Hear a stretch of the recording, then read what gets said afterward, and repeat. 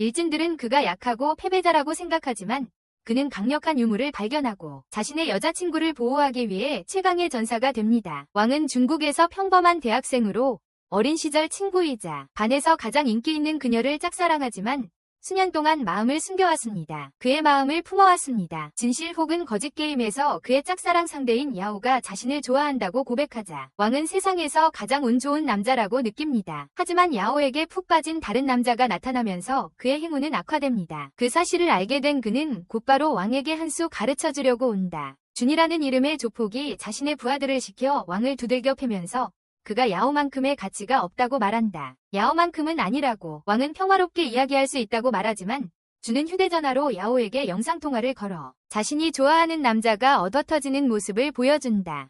야오는 당황해서 준에게 그만하라고 하지만 준은 왕이 야오를 좋아하지 않는다고 말해야만 멈추겠다고 한다. 부하들은 계속 왕을 때리고 결국 왕은 욱해서 준에게 너 같은 놈은 그는 야오에게 고백할 자격조차 없을 거야. 그 말과 함께 그는 온 힘을 다해 깡패의 머리를 들이받고 자신을 강에 던져버린다. 준은 그저 그에게 경고를 주려던 것뿐이었기에 모두들 이 광경에 당황한다. 왕이 죽으면 경찰이 자신을 잡으러 올까봐 두려워하며 자신의 부하들을 보내 그를 찾게 하지만 왕은 평화롭게 물에 잠긴다. 그는 중학교 때 야오를 처음 만났던 기억을 떠올린다. 그때 야오는 그가 괴롭힘을 당했을 때 그에게 친절하게 대해준 유일한 사람이었다. 첫 만남부터 그녀에게 반했다는 걸 기억하지만 이젠 자신에게는 아무런 가능성도 없다고 생각합니다. 자신에게는 더 이상 아무런 여지가 없다고 생각합니다. 그때 강바닥에 반짝이는 무언가를 발견하고 그쪽으로 헤엄쳐 갑니다. 작은 빛나는 정육면체를 발견하고 그것을 집어올리자 정육면체가 갑자기 그의 몸속으로 들어가 자신과 함께 순간이동을 합니다. 왕은 시공간을 빨려 들어가는 느낌에 당황하고 눈을 뜨자 투명한 벽으로 된 방 안에 깊은 우주의 한가운데에 서 있는 자신을 발견합니다. 깊은 우주 한가운데에 있습니다. 그는 당황해서 자신의 위치를 묻고 내면의 목소리가 대답하며 그를 주인님이라고 부릅니다. 그 목소리는 그가 발견한 특별한 능력 때문에 순간이동을 했다고 말하고 왕이 그 의미를 이해하기도 전에 다시 순간이동을 합니다. 이번에는 그가 있던 강 위 하늘로. 그는 떨어질까봐 겁에 질리지만 그런 일은 일어나지 않고 강에서 자신을 여전히 찾고 있는 준과 그의 부하들을 봅니다. 그 전에 다시 순간이동을 합니다.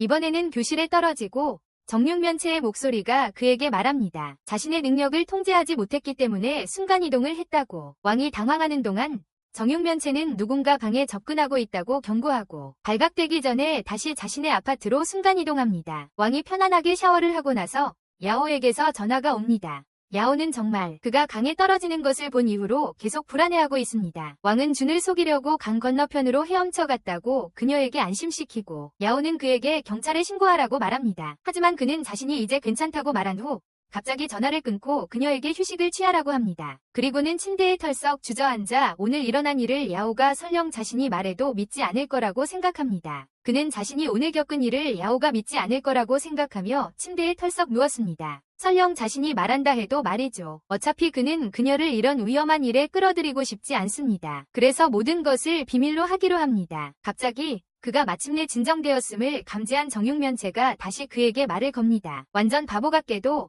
왕은 목소리가 정육면체에서 나오고 있음에도 불구하고 계속 주위를 두리번거립니다. 그의 내부에서부터 그리고 큐브가 갑자기 그를 안으로 빨아들입니다. 한 번 더 다시 왕은 자신이 우주공간의 이상한 방에 있다는 것을 알게 됩니다. 거기서 큐브는 그에게 자신이 이제 헤라드리 큐브, 궁극의 우주 시스템이라고도 불리는 것의 주인이라고 말합니다. 그것이 그를 궁극의 전사로 만들 수 있다고 합니다. 왕은 큐브가 하는 말을 하나도 이해하지 못하지만 흥미롭게 생각합니다. 그는 방위벽을 살펴본 후 큐브에게 왜 자신을 도왔는지 묻습니다. 그는 갑자기 날기 시작하고 큐브는 그저 그를 돕고 있는 것이라고 말합니다. 그의 소원을 이루어 세계의 왕이 되다.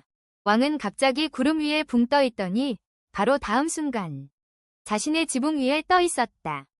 떨어질까봐 바지에 실례할 뻔했지만 정육면체가 그를 안전하게 착지하도록 도왔다. 하지만 오늘 순간이동을 너무 많이 사용했기 때문에 정육면체는 그에게 다시 순간이동을 하려면 1분간의 쿨다운 시간이 필요하다고 알려준다. 왕은 앉아서 정육면체에게 순간이동 능력을 어떻게 마스터할 수 있는지 그리고 그가 도달하고자 하는 정확한 지점을 선택해 큐브는 그에게 주변의 모든 것을 다른 감각으로는 알 수 없는 방식으로 감지할 수 있게 해주는 두 번째 특수 능력에 대해 알려줘. 그의 다른 감각으로는 알 수 없는 방식으로 주변의 모든 것을 감지할 수 있는 능력이야. 왕은 이 새로운 능력에 압도당하고 몇 초 후 완전히 지쳐버려. 완전히 기진맥진해. 초감각 모드를 해제하자 그는 갑자기 다시 공간방에 있는 자신을 발견해.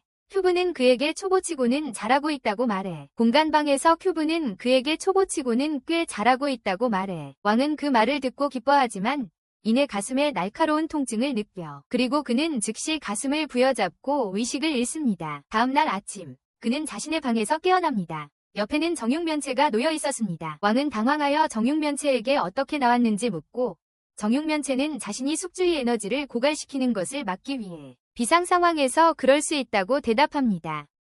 왕은 그것이 멋지다고 생각하고 자신에게 초능력을 준 정육면체에 대해 인터넷 검색을 통해 더 알아보기로 합니다. 하지만 그는 헤라드리 큐브나 얼티밋 유니버스 시스템에 대한 정보를 찾지 못했고 정육면체조차도 그의 질문에 답할 수 없었습니다. 아무것도 찾지 못해서 한숨 짓던 왕에게 야오로부터 문자가 온다. 점심 식사에 초대하는 내용이었다. 왕은 기뻐하지만 곧 준과 그의 조폭들을 떠올린다. 왕은 다시는 그들에게 자신과 야오를 괴롭히지 못하게 하겠다고 맹세하며 큐브에게 능력을 사용하고 나서 바로 기절하지 않도록 자신이 더 강해질 수 있는 방법이 있는지 묻는다.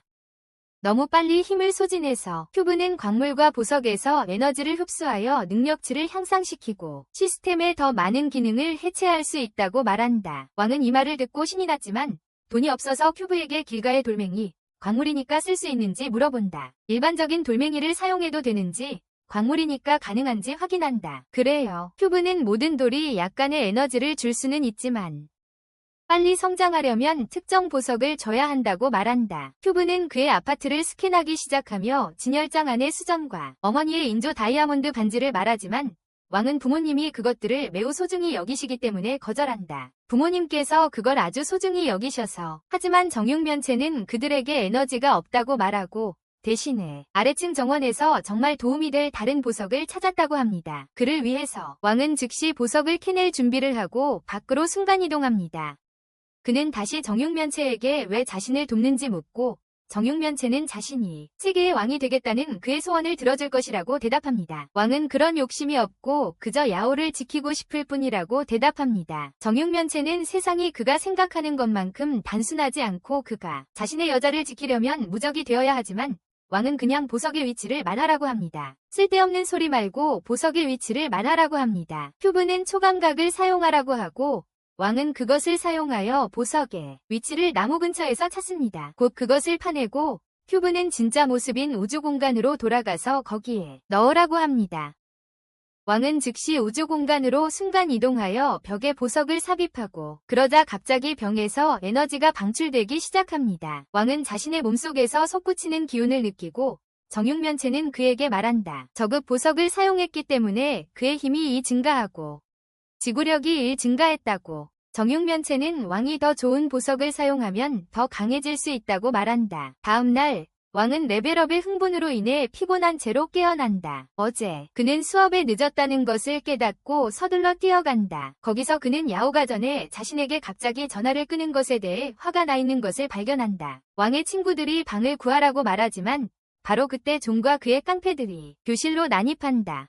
야오는 이제 겁에 질렸지만 왕은 자신이 모든 것을 처리하겠다고 그녀를 안심시킨다. 그가 모든 것을 처리하는 방식은 책 뒤에 숨어 존과 그의 깡패들이 자신을 찾지 못하기를 바라는 것이다. 그는 여전히 정육면체에게 상황이 나빠지면 자신이 그들을 처리할 수 있는지 묻고 정육면체는 존과 그의 부하들의 능력치는 5밖에 되지 않지만 그의 능력치는 22이라고 확신시켜준다. 한편 존은 왕이 응답하지 않자 그를 찾기 시작하지만 그때 야오가 갑자기 일어나 그들에게서 떨어지라고 말한다. 존은 자신이 나쁜 놈이 아니라는 듯이 행동하며 왕을 감싸지 말라고 말하는데 그는 여자에게 감싸여야 하는 패배자라고 말한다. 야오는 존에게 자기 남자 이름을 입에 담지 말라고 소리치지만 그때 왕이 갑자기 일어나 존이 옳았고 자신을 위해 나서야 한다고 말한다. 그리고는 존에게 사라지라고 말하지만 조폭이 그의 옷깃을 잡고 시비를 걸기 시작한다.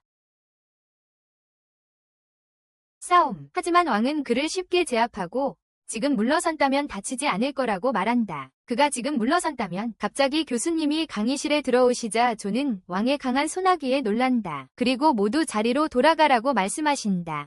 존은 야오를 싸움에 끌어들이고 싶지 않다면 저녁에 대학 농구장으로 오라고 왕에게 말한다. 정말로 야오를 그들의 싸움에 끌어들이고 싶지 않다면 왕은 그것을 도전으로 받아들이고 저녁에 농구장에 간다. 시간을 정했는데 존이 오늘 사람들을 더 많이 데리고 왔다는 걸 알게 되었어요. 큐브가 법정을 스캔해서 왕의 승률이 20%라는 걸 알아냈고 그보다 높을 줄 알았던 그는 겁에 질렸어요.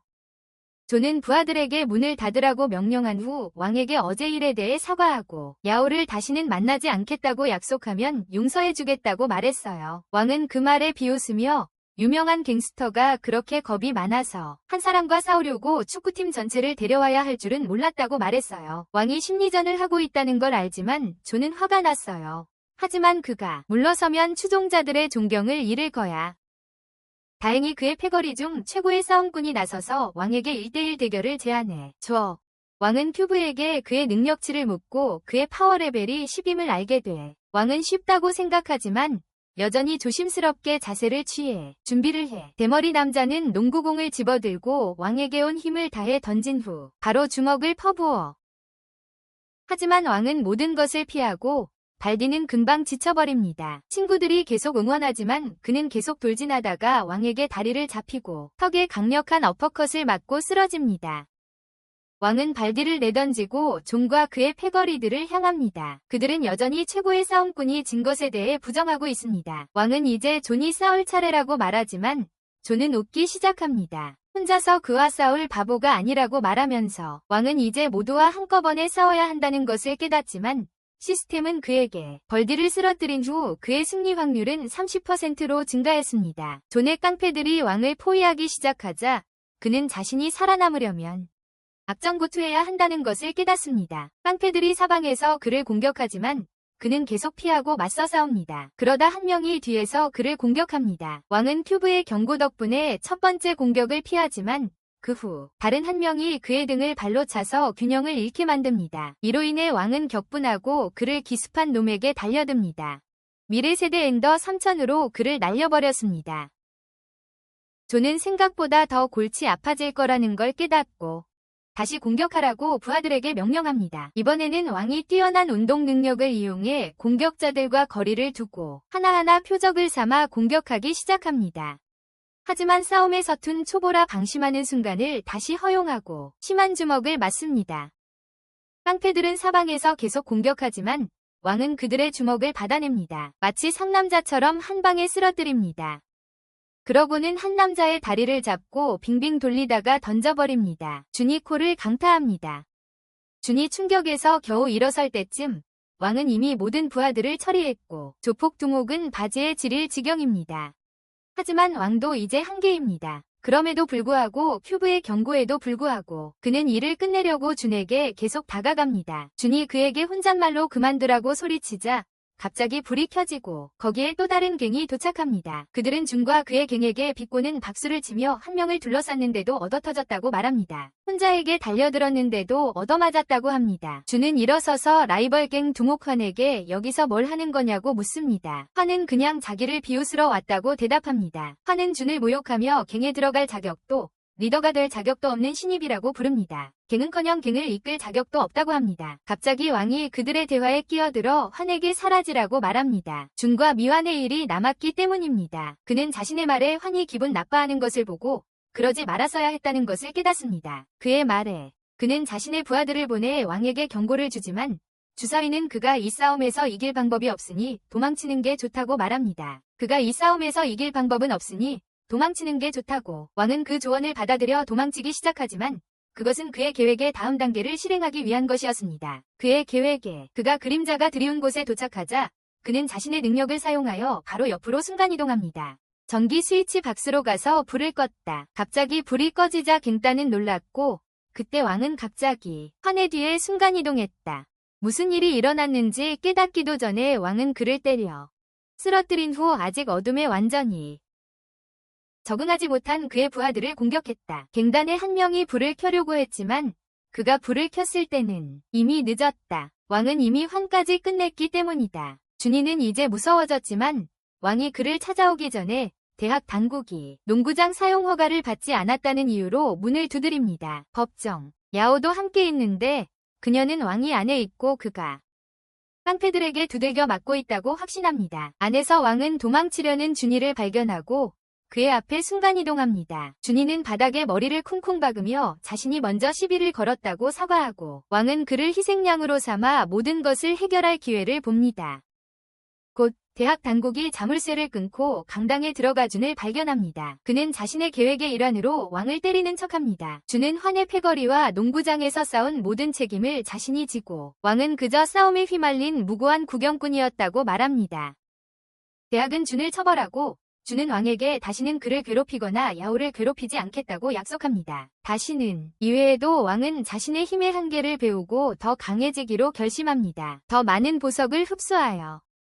하지만 그는 쉽게 찾을 수 없었고 결국 집 근처 산으로 여행을 떠나 거기서 무언가를 찾기를 바랐지만 그가 원하는 보석들은 호수 한가운데 거대한 바위 속에 있거나 아니면 지하 15m에 있다는 것을 알게 됩니다.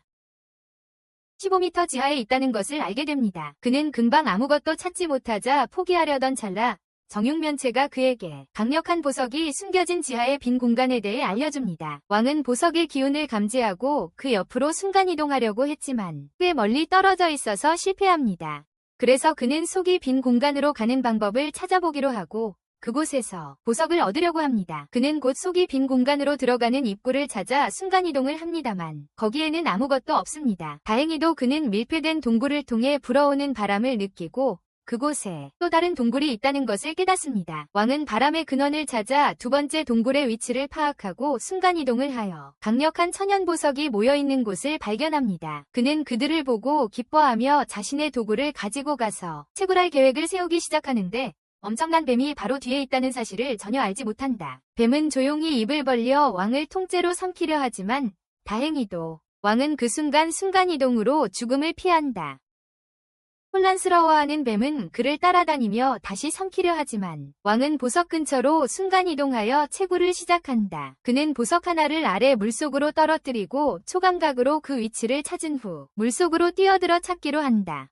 초능력을 사용했을 때만 그는 옆에 있는 거대한 뱀을 발견합니다. 왕은 겁에 질려 뱀이 다가오자 뒤로 물러서다가 뱀의 공격을 받고 절벽 아래로 떨어집니다. 안전 로프 덕분에 뱀의 공격을 피했고 뱀은 아래 물속으로 떨어집니다. 왕은 안도하지만 이내 안전 로프가 끊어지면서 그도 물속으로 떨어집니다. 뱀은 다시 그를 먹으려 하고 왕은 삽을 무기로 사용해 방어하지만 거대한 괴물에게 목이 졸리는 것을 피할 수 없습니다. 그는 순간이동하려 하지만 정육면체가 지금은 뱀을 데리고 가야 한다고 말합니다. 어디로 순간이동하든 뱀을 데리고 가야 하며 우주방으로는 데려갈 수 없다고 합니다. 지금 그의 능력으로는 불가능하다고요. 그곳은 현재 그의 능력으로는 도달할 수 없는 곳입니다. 왕은 삽으로 뱀을 공격해 중상을 입히고 자신을 해방시킨 후 재빨리 우주방으로 순간이동합니다. 그런 다음 정육면체에게 자신이 모은 모든 보석을 즉시 흡수해달라고 요청하지만 정육면체는 지금 보석을 합성할 수 있다고 알려줍니다. 대부분의 모바일 게임처럼 왕은 하급 보석 3개를 결합하여 더 높은 등급의 보석을 만들어 더 많은 능력치와 추가 능력까지 얻을 수 있게 왕은 큐브에게 모든 보석을 합성하라고 즉시 명령하지만 5일 넘게 걸린다는 사실에 크게 충격을 받고 실망합니다. 그래서 큐브는 보석 9개를 합치고 나머지 2개는 직접 사용하는 걸 추천하고 왕은 그렇게 하면 뱀을 이길 만큼 강해질 거라고 생각합니다. 그래서 그는 거래를 받아들이고 2도를 흡수하여 능력치를 크게 향상시킵니다. 그는 새롭게 얻은 힘으로 뱀과 맞설 준비를 하고 동굴로 순간 이동합니다. 능력을 가지고 향상된 속도 덕분에 왕은 몇 번의 공격만으로 거대한 뱀을 죽입니다. 그리고 그것은 그에게 정말 실망스러운 일입니다. 하지만 그는 금방 잊고 자신이 강에 떨어뜨린 보석을 찾기 시작합니다.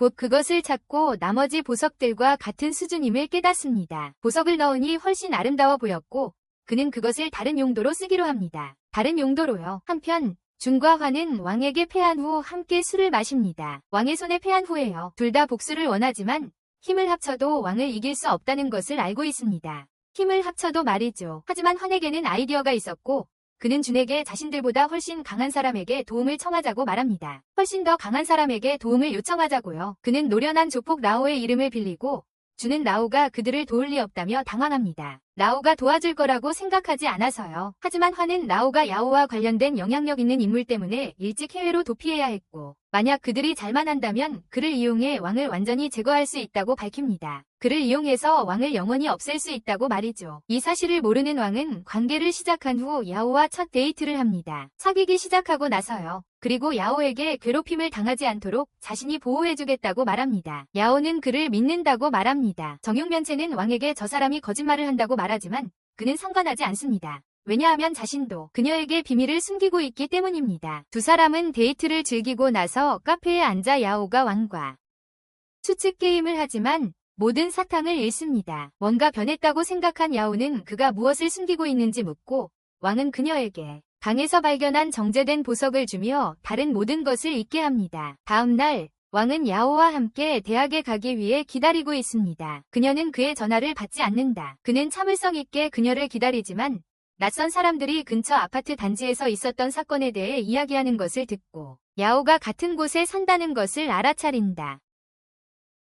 그녀가 사는 곳이다. 그는 그녀를 걱정하여 즉시 그녀의 아파트로 달려가 그녀가 아직 괜찮기를 바란다. 그녀가 무사하기를 바라면서 그는 경찰이 그 지역을 봉쇄하는 것을 지켜보는 많은 사람들이 모여있는 것을 발견한다. 왕은 감정적으로 무너져 경찰관들에게 이야기하는 야오의 어머니를 발견한다. 그녀가 직장에서 돌아왔을 때 아파트가 엉망이 되어 있고 야오가 사라진 것을 알았습니다. 천장에 피 묻은 인형 하나가 위협적으로 매달려 있었고 여자는 딸이 심각한 위험에 처했을지도 모른다고 두려워했습니다. 왕은 이 사실을 알고 망연자실했고 누가 그랬을까 궁금해하며 군중에서 슬쩍 도망치려는 긴장한 준을 봅니다. 그는 즉시 그를 따라가고 준은 그를 보고 겁에 질립니다. 왕은 그에게 야오의 실종에 대해 아는 것이 있는지 묻고 그러고는 벽을 팔꿈치로 탁하고 쳐서 준에게 진심임을 보여줍니다. 겁에 질린 준은 곧바로 굴복하고 자신이 아는 모든 것을 왕에게 털어놓기로 합니다. 왕에게 한편 야오는 라오라는 이름의 조폭의 비밀 아지트에 있는데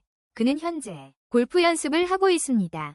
하지만 그는 자신을 이용하려 했던 벌로 원의 입에 골프공을 물리고 있습니다. 자신을 이용하려 했던 벌로 연습을 마치고 원을 심하게 다치게 한 후 라오는 묶여 입이 막힌 야오에게 자기가 화났을 때 어떻게 되는지 봤으니 협조하라고 말한다. 그러고는 진이라는 남자의 사진을 보여주며 야오와의 관계를 묻는다.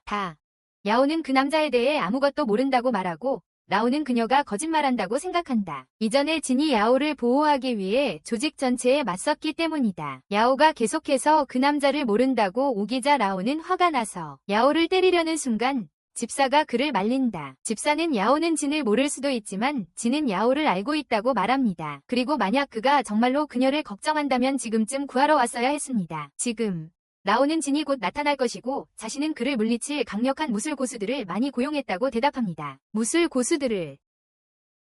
하지만 집사는 그들이 진이 진정한 힘을 알지도 못하고 고수들이 그를 이길 수 없을지도 모른다고 일깨워줍니다. 그는 진에 대해서는 어떻게 할 수 없을지라도 야오를 이용할 수 있다고 덧붙입니다. 인질로 삼아 그를 항복시키려 했지만 그녀가 살아있고 멀쩡해야만 효과가 있습니다. 그녀가 죽으면 진은 분노와 슬픔에 휩싸여 아무도 그의 복수를 막을 수 없을 겁니다. 집사는 라오에게 야오를 당장은 살려두라고 말하고 그는 현명한 노인의 조언에 동의합니다. 그는 방을 나서고 집사는 야오의 입에 테이프를 붙이며 더욱 협조적이 되라고 말합니다. 다음에는 라오를 막을 수 없을 것이고 그건 좋지 않을 것이라고 말이죠. 누구에게나 좋았어요. 반면에 준은 여전히 왕에게 라오에 대한 이야기를 하고 있었는데 라오는 그 나라에서 가장 유명한 집안 중 하나에 속했어요. 아무도 감히 그에게 덤비지 못했지만 어느 날 진을 만나 그의 손가락 2개를 잘리고 모든 사람들 앞에서 굴욕을 당했어요. 그의 손가락 2개를 잘리고 모든 사람들 앞에서 망신을 당했어요. 처음에 라오의 가족은 진을 찾아 복수하려고 모든 자원을 쏟았지만 그를 찾을 수 없게 되자 라오를 버렸고 라오는 어떤 일이 있어도 복수할 것을 맹세했어요. 어떤 비용을 치르더라도 복수할 것을 맹세했어요. 진이라는 같은 남자가 야오가 고등학교에 다닐 때 유괴 시도를 막은 적이 있었고 화는 이 사실을 이용해서 라오를 속이려고 했습니다. 자신의 말을 따르도록 처음 계획은 라오에게 왕을 공격하게 하는 것이었지만 그는 너무 영악해서 눈치챘습니다. 그 계획을 준은 라오를 상대하는 것이 위험하다는 것을 알았기 때문에 무슨 일이 일어나기 전에 그만두었고 또 야오에게 나쁜 일이 일어나는 것을 원하지 않았습니다. 그는 환히 이미 처벌받았을 것이라고 확신하며 왕에게 말합니다. 라오 같은 자에겐 아무것도 할 수 없어. 왕은 그 말이 헛소리라며 혼자 야오를 구하러 가기로 한다. 주는 당황하며 방금 자기가 한 말을 듣지 못했냐고 묻는다. 왕은 야오에게 약속했으니 누구도 두려워할 수 없다고 말한다. 그녀를 지켜주겠다고. 준이 라오에 대한 모든 정보를 알려줬으니 과거의 죄를 속죄했다고 여기며 구출 작전 후 경찰에 신고해서 절차를 밟으라고 부탁한다. 자기가 구출을 끝낸 후에 왕은 자신이 준 보석의 기운을 따라 야오가 갇힌 건물에 곧 도착한다. 그녀에게 준 보석의 기운을 따라서 건물 안에서 라오는 자신의 집사에게 그렇게 많은 강한 무술가들이 있어도 정말 준을 이길 수 없다고 생각하는지 묻는다. 집사는 그렇게 많은 무술 고수들이 있어도 준을 이길 수 있을지 확신하지 못한다. 집사는 승리를 확신하지 못하지만 준이 무사히 그곳을 떠나지는 못할 것이라고 확신한다. 온전치 못하게 그곳을 떠날 것이라고. 갑자기 무술가 중 한 명이 노인을 조롱하며 자신은 준을 해치러 온 것이 아니라 오래된 원한을 갚기 위해 죽이러 왔다고 말한다. 그와 오래된 원한을 청산하기 위해 죽이러 왔다고. 라오는 남자의 오만함에 빙긋 웃는다. 이것이 바로 그가 싸워야 할 필요가 있는 것이기 때문이다. 가장 강력한 적과 싸우기 위해서. 한편 왕은 건물 안으로 들어가고 큐브는 즉시 그에게 매우 강력한 적들이 그곳에 주둔해 있다고 경고한다. 매우 강력한 적들이 그곳에 배치되어 있다고. 왕 또한 그들을 감지하고 합성 중인 보석들의 상태를 큐브에게 묻는다. 합성되고 있는 보석들의 상태를. 큐브는 합성이 거의 완료되었고 30분 후면 흡수할 준비가 될 것이라고 대답한다. 30분 안에 흡수할 수 있을 거라고. 그런 정보를 듣고 안심한 왕은 건물 안으로 들어가지만 라오가 고용한 용병들이 그를 발견하고 준이 도착하기 전에 제거하기로 한다. 도착합니다. 왕은 계단을 올라가다 길을 막고 있는 잠긴 문을 발견한다. 자물쇠를 부수려고 준비를 시작하는데 갑자기 거구에 억세게 생긴 남자가 그에게 다가와 그만두라고 말한다. 자물쇠에 특별한 보호주문이 걸려있기 때문이다. 특별한 보호주문이 걸려있습니다. 큐브는 그 남자의 힘을 빠르게 분석하고 왕에게 그의 능력이 상대의 레벨은 52인데 자신의 레벨은 50입니다. 왕은 자신보다 강하고 경험 많은 상대를 이길 수 없다는 것을 깨닫지만 여전히 모르는 척합니다. 그는 여자친구가 위층에 있다며 그 남자에게 열쇠를 내놓으라고 요구하지만 헬스장 남자는 서두르지 말라며 비웃습니다. 위층으로 가려는 사람은 누구든 죽이라는 명령을 받았다고 말하지만 왕이 앵무새처럼 같은 말을 반복하자 그를 따라오라고 합니다. 한편 최상층에서는 야오가 어두운 방에 긴장한 채 앉아 있습니다. 라오가 음흉한 미소를 지으며 방에 들어와 그녀에게 말합니다. 그녀는 지루했을 거라고. 그래서 그녀를 위해 특별한 TV 프로그램을 준비했다고 합니다. 그는 TV를 켜는데 헬스장 남자와 마주선 왕의 생중계 영상이 나옵니다. 야오는 남자친구가 자기 눈앞에서 죽을까봐 당황합니다. 아래층에서 헬스장 남자는 왕에게 이제 움직일 공간이 충분하다며 실력을 보여달라고 합니다. 그는 느린 펀치를 날리며 공격을 시작하지만 왕은 재빨리 피하고 그의 얼굴에 발차기를 날립니다. 왕은 나중에 써야 하니까 초반에 순간이동을 사용하지 않기로 합니다. 그는 계속 헬스장 남자의 공격을 막으면서 그를 공격하려 하지만 그러다가 그 남자가 그의 팔을 잡고 바닥에 내동댕이 칩니다. 왕은 짓밟히는 것을 피하지만 헬스장 남자는 또 다른 공격을 퍼붓습니다. 무자비한 공격을 퍼붓습니다. 그는 아마추어임에도 불구하고 강하다며 왕을 칭찬하고 그의 배에 강력한 한 방을 날리며 여전히 지하 경기장 출신 베테랑 파이터를 이길 수는 없다고 말합니다. 왕은 주먹보다 머리를 써야 이길 수 있다는 걸 깨닫고 재빨리 계획을 세운다. 싸움꾼이 달려들자 공격을 막고 그의 힘을 이용해 강력한 발차기를 날린다. 그러고는 왕이 그를 조롱하자 헬스장 남자는 화가 나서 다시 달려들며 강력한 주먹으로 콘크리트를 내리친다. 그는 왕에게 내 주먹은 족밥 같다라고 말하지만 왕은 갑자기 이걸 받아봐라. 더러운 듣보잡아라고 말하며 공간에서 망치를 소환해 헬스장 남자를 친다. 그것과 함께 머리를 거구가 한 방에 나가떨어지며 문 열쇠를 떨어뜨립니다. 왕은 자신의 더러운 꼼수에 자랑스러워하며 그 열쇠를 이용해 문을 통과합니다. 그는 요에게 빨리 도착하려고 계단을 뛰어 올라가지만 그때 정육면체가 곧 있을 공격을 알립니다. 덕분에 왕은 날아온 칼을 피하지만 그 순간 그의 뒤에 한 남자가 나타나 그를 발로 차 쓰러뜨립니다. 왕은 어떻게든 계단에 매달리고 칼을 던진 남자가 다가와 말합니다. 그에게 그가 정말 약하고 그런 그가 그들의 권투 선수를 이길 수 없었을 거라고 말한다. 1층의 권투 선수를. 그는 왕을 향해 칼을 겨누지만 그에게서 가능성을 발견하고 바로 죽이지 않기로 한다. 즉시 그를 죽이지 않기로 한다. 그는 그에게 위층으로 올라오라고 말하고 떠나고 왕은 화가 나서 그를 쫓아간다. 하지만 그 남자는 이미 없고 큐브는 왕에게 그의 능력치가 75였다고 알려준다. 레벨이 75였다고. 왕은 그 녀석이 그렇게 강해 보이지도 않았다는 사실에 놀라 그를 쫓아간다. 그를 무너뜨리겠다고 맹세하며 그는 또 다른 빈 방에 도착하는데 거기서 암살자가 그를 기다리고 있다. 그는 왕을 집중적으로 지켜보다가 갑자기 기습 공격을 한다. 왕은 어떻게든 피하지만 암살자는 재빠른 칼솜씨로 그를 계속 몰아붙인다. 칼 공격으로. 갑자기 그는 칼을 왕에게 던지지만 빗나가고 그러고는 초능력을 사용하여 칼을 자신에게로 불러들인다. 능력으로 칼을 자신 쪽으로 되돌린다. 왕은 그것도 피하고 몇 차례 발차기를 날려 암살자를 놀라게 한다. 왕은 하품을 하며 자신이 재미없는 상대인 것처럼 가장하고 이것은 암살자를 격분시킨다. 그는 갑자기 방에서 사라져 다시 그림자 속에 숨는다. 그는 왕이 자신을 이길 수 없다고 확신한다. 어릴 적부터 어둡고 위험한 환경에서 암살자로 훈련받았기 때문이다. 그 때문에 그는 말 그대로 박쥐가 되어 목표물의 소리만으로도 그 위치를 찾아낼 수 있다. 그는 자신이 오는 것을 못 보면 왕이 아무것도 할 수 없다고 생각하지만 자신도 초감각을 가지고 있다는 것을 모른다. 그에게는 초감각이 있었다. 암살자는 그를 공격하기 위해 뒤에서 몰래 접근하지만 왕이 이미 알고 있었기에 뺨을 맞는다. 왕은 그의 접근을 완전히 알아챘다. 이에 좌절한 그는 대신 자신의 속도를 이용하기로 결심한다. 하지만 그것은 왕에게 어렵지 않았고 그는 야구 배트를 소환하여 암살자를 날려버린다. 암살자의 양쪽 다리를 동시에 가격하여 그를 제압한다. 왕은 다음 층에 도착하여 그를 기다리는 노인을 발견한다. 노인이 왕이 여기까지 온 것을 칭찬하는 건너뛸 수 없는 컷신을 시작하지만 왕은 노인의 말이 끝나기도 전에 방망이를 휘둘러 그를 공격합니다. 온 힘을 다해서 말이죠. 하지만 노인은 방망이를 맞고 왕을 잡아당겨 한 대 친 후 바닥에 내던집니다. 바닥에 내동댕이 치죠. 하지만 왕이 아직 위식이 있는 것을 보고 노인은 한층 더 공격적으로 나서기로 합니다. 수위를 높이죠. 바로 그때 정육면체가 왕에게 보석 합성까지 1분밖에 남지 않았다고 알려줍니다. 완벽하게 해내려고 하고 왕은 자신이 1분 동안 버틸 수 있다고 확신합니다. 갑자기 노인이 그를 조르기 시작하고 왕은 소지품에서 단검을 꺼냅니다. 그를 공격하려고.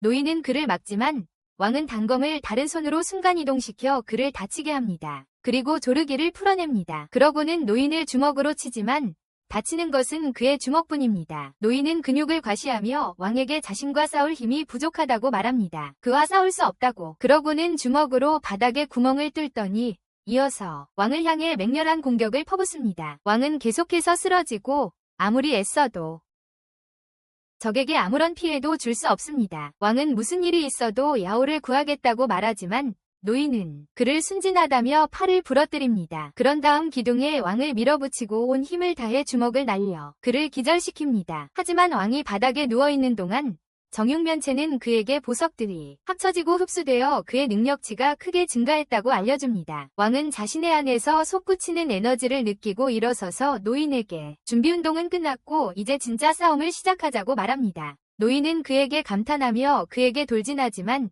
이번에는 왕이 훨씬 더 빠르고 강합니다. 그는 노인에게 빠른 연타를 날리는데 노인은 피할 수 없고 하지만 마무리하려는 순간 그의 피부가 갈라지는 것을 느낍니다. 에너지가 빠져나가고 있어. 왕은 당황하며 무슨 일인지 궁금해하고 정육면체는 그에게 시스템이 레벨업 후 그의 몸에서 독소를 배출하고 있다고 말한다. 왕은 지금이 아니라고 정육면체에게 말하지만 이 기회를 놓칠 수 없다고 생각한 노인은 다시 그를 공격하기로 한다. 하지만 왕은 이제 그보다 훨씬 강해졌고 그의 공격을 가볍게 막아낸 후 강력한 주먹을 날린다. 노인은 자신이 이렇게 처참하게 지고 있다는 사실을 믿을 수 없었고 그때 왕이 그를 다시 한번 얼굴을 향해 벽에 내동댕이 쳤다. 다음 주먹으로 노인을 완전히 제압하고 다음 층으로 올라갔다. 야오와 라오는 그의 모든 시합을 지켜보고 있었고 야오는 안도했지만 라오는 그의 3명의 선수가 무명의 선수에게 진 것에 격분했다. 집사는 다음 선수들이 진짜 프로들이니 진정하라고 그에게 말했고 그들은 반드시 왕을 쓰러뜨릴 것이라고 했다. 라오는 그 말을 믿으려 하지 않았지만 집사는 무술 협회의 여자아이가 손목에 제한용 팔찌를 차고 여기 왔다고 말했다. 그리고 그녀가 그것을 제거하는 순간 주변의 모든 사람들에게 위험이 될 겁니다. 그러니 즉시 건물을 떠나야 합니다. 한편 왕은 노인과 싸우면서 입은 모든 상처의 고통을 느끼고 있지만 고통과 피로에도 불구하고 계속 앞으로 나아갑니다. 큐브는 그에게 지금 감정적으로 불안정하다고 말하며 최상의 상태로 싸울 수 있도록 진정하라고 요청하지만 왕은 야오가 위험에 처했을 때 진정할 수 없다고 말합니다. 야오가 위험하니 진정할 수 없다고 말합니다. 곧 최상층에 도착하고 문을 열자 두 명이 그의 다음 상대를 기다리는 무술가들. 치이라는 소녀가 왕을 밝게 맞이하고 그가 무슨 일인지 파악하기도 전에 특수 적외선 온도계를 꺼내 그에게 다가간다. 어리둥절한 왕은 그녀가 자신의 심장에 특수 장치를 겨누도록 내버려두고 그것은 그의 초능력 수치가 0임을 보여준다. 강력한 상대들을 물리쳤음에도 불구하고 왕이 초인이 아니라는 사실에 치이는 놀라고 그녀의 파트너인 스톤도 자신의 분석을 마친다. 그는 왕이 어떤 내공이나 무술 훈련 같은 거. 스톤은 그가 신체를 단련하는 특별한 기술을 사용해서 오직 그의 육체적 힘만을 증가시키는 것이라고 말하고 키위는 그것을 듣고 기뻐합니다. 그래요. 그의 힘을 흡수하면 자신도 강해질 거라고 생각하며 왕 앞에서 감정을 드러내기 시작하지만 왕은 이 두 사람이 무슨 말을 하는지 전혀 이해하지 못합니다. 그래요. 그러자 키위는 갑자기 어머니가 자신을 이보다 더 잘 키우셨다는 것을 떠올리고 그만둡니다. 그녀의 축하를 하고 왕에게 자신을 소개한다. 바보는 아무것도 의심하지 않고 그녀의 손을 잡고 그러자 키위가 잘 지내세요? 라고 묻고 나서 갑자기 그의 얼굴을 주먹으로 친다. 왕은 속았다는 사실에 화가 나서 키위에게 어퍼컷을 날리지만 불행히도 그에게 있어 그녀는 그것을 즐기는 마조이스트다. 그녀는 그 주먹에서 왕의 기운을 흡수하고 그의 내면의 기운이 가채굴한 원석처럼 순수하고 거칠다는 사실에 얼굴을 붉히고 그는 그녀가 엄청난 변태라는 것을 깨닫는다. 그가 그녀의 손을 놓지만 키위는 더 원하며 갑자기 그를 주먹으로 치기 시작합니다. 그녀의 주먹은 왕에게 별로 아프지 않지만 그는 화가 나서 그녀를 막으려 합니다. 그래서 그녀는 온 힘을 다해 그를 차고 진심으로 하라고 말합니다. 키위가 왕에게 다가가자 그녀 파트너의 돌이 왕에게 그에게는 승산이 없다고 말합니다. 그 여자애에게는 상대가 안 되니 그냥 멋진 최후의 말을 하고 죽으라고 합니다. 바로 다음 순간 키위는 온 힘을 다해 왕을 차서 기둥에 내동댕이 칩니다. 기둥에 왕은 많은 피해를 입고 어지러움을 느끼기 시작하여 더 이상 참지 않기로 합니다. 돌아가서 키위에게 진정한 성평등을 믿는다는 걸 보여주겠어. 그는 온 힘을 다해 그녀를 때리지만 불행히도 키위는 그것을 더 즐기기 시작해. 더욱더 그녀는 왕을 더욱 사납게 공격하며 그에게 더 거칠게 하라고 말해. 대하라고. 왕은 그 말에 따라 그녀를 두들겨 패기 시작하지만 키위는 계속해서 더 세게 아빠 라고 말해. 그리고 스톤은 그녀의 정신 상태를 걱정하기 시작해. 키위는 다시 왕을 공격하고 갑자기 그녀 안에 숨겨져 있던 어둠의 기운이 나타나 표면. 하지만 그녀가 그 에너지를 싸움에 사용하기 전에 스톤이 그녀를 막으며 그 힘을 사용하지 말라고 말하지만 키위는 그의 말을 들을 생각이 없다. 그녀는 손이 발톱으로 변하며 왕을 향해 계속 걸어간다. 그녀는 왕의 힘을 흡수해서 더 강해져서 자신과 스톤이 조직으로부터 자유로워질 것이라고 선언한다. 그러면서 그녀는 흉폭해져 왕을 공격하고 날카로운 발톱으로 그의 살갗을 찢는다. 첫 공격 후 왕이 균형을 되찾으면서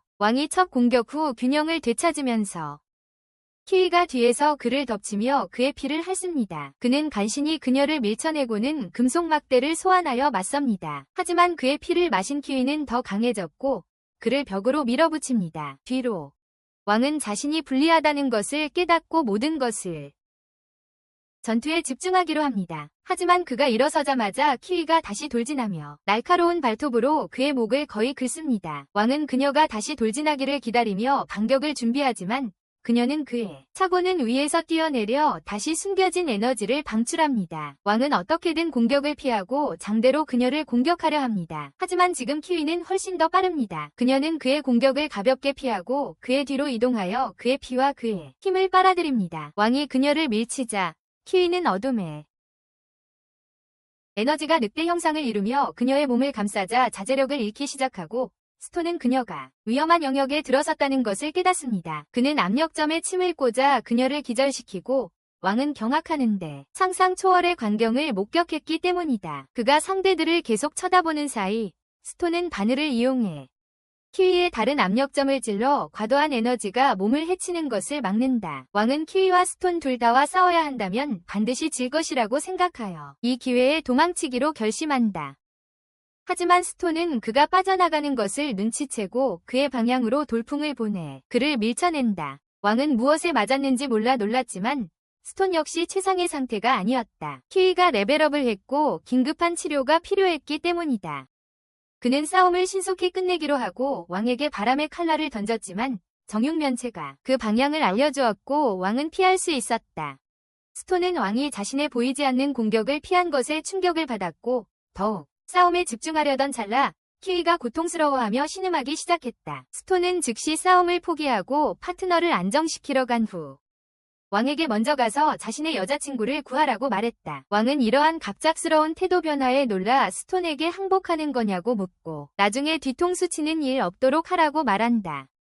키위의 상태 때문에 싸울 수 없다는 사실에 스톤은 화가 나지만 항복하면 조직이 자신을 용서하지 않을까봐 항복할 수도 없다. 왕도 그걸 깨닫고 이 상황을 이용해 스톤을 궁지에 몰아넣어 자신에게 다시는 찾아오지 못하게 하려 한다. 그는 스톤이 항복할 의향이 없으니 싸움은 아직 끝나지 않았다고 말한다. 왕을 그렇게 쉽게 보낼 수 없다는 걸 깨달은 스톤은 결국 조직의 상징인 100만 코인을 꺼내 피해 맹세를 하려 합니다. 왕을 뒤에서 공격하지 않겠다고 그는 피해 맹세가 수련자들이 할 수 있는 가장 큰 약속이라 말하고 왕과의 휴전을 깨면 제가 될 것이라고 선언합니다. 왕은 그 모든 장면을 휴대폰으로 녹화한 뒤 스톤에게서 코인을 받고 그의 성실함을 믿는다고 말합니다. 그리고는 스톤의 면전에서 크게 비웃으며 앞으로 조심하라고 말합니다. 다음에는 스스로를 지키고 무술가는 어떻게든 이 미숙한 놈의 조롱 앞에서 침착함을 유지한다. 그를 놀리는 미숙한 놈. 왕은 그것을 가지고 도망치고 스톤은 그들의 파티의 세 번째 멤버에게 연락하여 최가 몸이 좋지 않으니 즉시 기지로 돌아와야 한다고 말한다. 몸이 좋지 않다고 여자는 그에게 자세한 내용을 묻지만 그때 누군가 뒤에서 그녀를 공격하여 말을 마치기도 전에 기절시킨다. 한편 라오가 고용한 마지막 암살자 무시는 다른 모두가 패배했다는 것을 깨달은 후 전투를 계속한다. 라오는 이 말을 듣고 발끈하며 집사에게 확인한다. 집사는 다른 모두가 졌다고 말하며 건물에서 나가야 한다고 말한다. 라오는 진이 모든 암살자들을 물리쳤다고 생각하며 공황 발작을 일으킨다. 하지만 무셔는 더 이상 그런 건 신경 쓰지 않는다. 그에게 왕은 진보다 더 흥미로운 상대이며 라오는 그 이유를 묻는다. 집사가 스톤이 왕과 휴전했다고 그에게 알리자 라오는 그 말을 듣고 깜짝 놀란다. 그는 무신에게 왕을 먼저 처리하면 보수를 3배로 해주겠다고 말하지만 자존심 강한 무신은 돈으로 자신의 서비스를 사려는 사람을 탐탁지 않게 여긴다. 그의 인형이 라오를 향해 날카로운 배기를 날리지만 다행히 집사가 막고 그 부자 멍청이에게 이미 상황이 돌이킬 수 없다고 말한다. 한편 왕은 야오를 찾아 문을 부수고 고층 건물을 누비며 계속해서 그녀를 찾는다. 그녀를 찾으려고 고층을 뒤졌어요. 그는 그 큐브가 건물 안에 적 7명을 감지했다는 것을 기억해냅니다. 그러니 이제 2명만 남았을 겁니다. 그는 준비되지 않은 상태에서 그들을 만날까봐 불안해하며 심지어 쥐 소리만 들어도 움찔합니다. 쥐가 달리는 소리만으로도 그는 겁을 먹습니다. 큐브는 그에게 상대 중 한 명이 갑자기 사라졌고 이제 한 명만 남았다고 알려줍니다. 그리고 갑자기 그는 누군가가 자신을 지켜보고 있다는 것을 느낍니다. 누군가가 자신을 감시하고 있다는 것을 느낍니다. 왕은 놀라서 뒤돌아보고 고지대에서 무심과 그의 인형산이 자신을 지켜보고 있는 것을 발견합니다. 높은 곳에서 정육면체는 왕에게 두 사람의 합쳐진 전투력이 7이라고 말하고 그는 무신과 그의 인형이 어두운 기운으로 가득 차 보이는 것 때문에 믿을 수 없다고 한다. 정육면체는 왕에게 인형 안에 매우 발달된 장치가 있다고 경고하지만 그것 외에는 특별한 것이 없다고 말한다. 하지만 무신은 왕에게 자신이 약해 보인다고 해서 얕잡아 보지 말라고 말한다. 약하다고. 그는 자신의 힘을 풀어놓고 회전하는 발차기로 왕을 날려버린다. 왕이 방금 무슨 일이 일어났는지 처리하려고 하는 동안 무신은 그에게 다가간다. 자신의 길을 부적으로 바꾸는 거야. 왕은 브루트 포스에만 의존하는 반면 무신은 오직 기회만 가지고 있기 때문에 정반대라고 말해. 왕은 엄청난 힘에만 의존하는데 무신은 기술만 가지고 있지. 무신이 자신의 실력을 자랑하는 동안 왕은 근처에서 빈 맥주병들을 찾아 그에게 던져. 무신은 부적으로 그것들을 베어내고 그 틈을 타 왕은 그에게 달려들어 공격해. 하지만 무신은 그의 공격을 피하고 다시 그에게 발차기를 날려. 왕은 계속해서 거침없이 공격하지만 무신은 그보다 능숙해서 쉽게 그를 밀쳐냅니다. 하지만 왕은 그의 눈에 흙먼지를 날려 일시적으로 눈을 멀게 한 후 빠른 공격으로 그를 맹렬히 공격합니다. 무신은 어떻게든 맹렬한 공격들을 버텨내지만 작고 반짝이는 병이 그의 셔츠에서 떨어집니다. 왕은 그에게 숨쉴 틈을 주지 않고 무신은 건물 안으로 파쿠르를 하며 도망치려 하지만 그것마저 소용없습니다. 왕은 주먹과 발차기로 그를 압박하며 무선이 사용하려던 눈약병을 깨뜨립니다. 무선이 사용하려던 것이었습니다. 하지만 잠시 수세에 몰린 후 무선은 다시 균형을 잡고 왕의 가슴에 부적을 붙인 뒤 그를 날려버립니다. 이제 무선의 공격 차례입니다. 그는 왕을 벽으로 날려보낸 뒤 자신의 인형을 보냅니다. 번개처럼 빠른 인형에 왕은 놀라며 그 후 정령 에너지탄을 퍼붓습니다. 왕은 영혼 기관총의 공격을 여러 번 받지만 재빨리 피하며 막아내며 상황을 제압한다. 그러고는 인형에게로 돌진하여 온 힘을 다해 주먹을 날리지만 왕이 인형에 온 신경을 집중하는 사이 무신은 이미 그의 뒤에 다가와 있었다. 그의 뒤에 무신은 슈퍼맨 펀치를 날리려 왕에게 뛰어들지만 왕은 그것도 예상하고 있었다. 둘은 서로 공격을 주고받고 먼지가 가라앉자 왕은 입에서 피를 쏟는다. 360도 각도로. 무선은 이겼다고 확신하며 웃지만 왕이 자신의 머리카락을 잡은 것을 발견합니다. 머리카락을. 무선은 당황하여 암캐처럼 비명을 지르며 머리카락을 풀려고 했습니다. 매일 2시간씩 정성 들이는 머리카락인데 이젠 왕이 변태처럼 굴 차례입니다.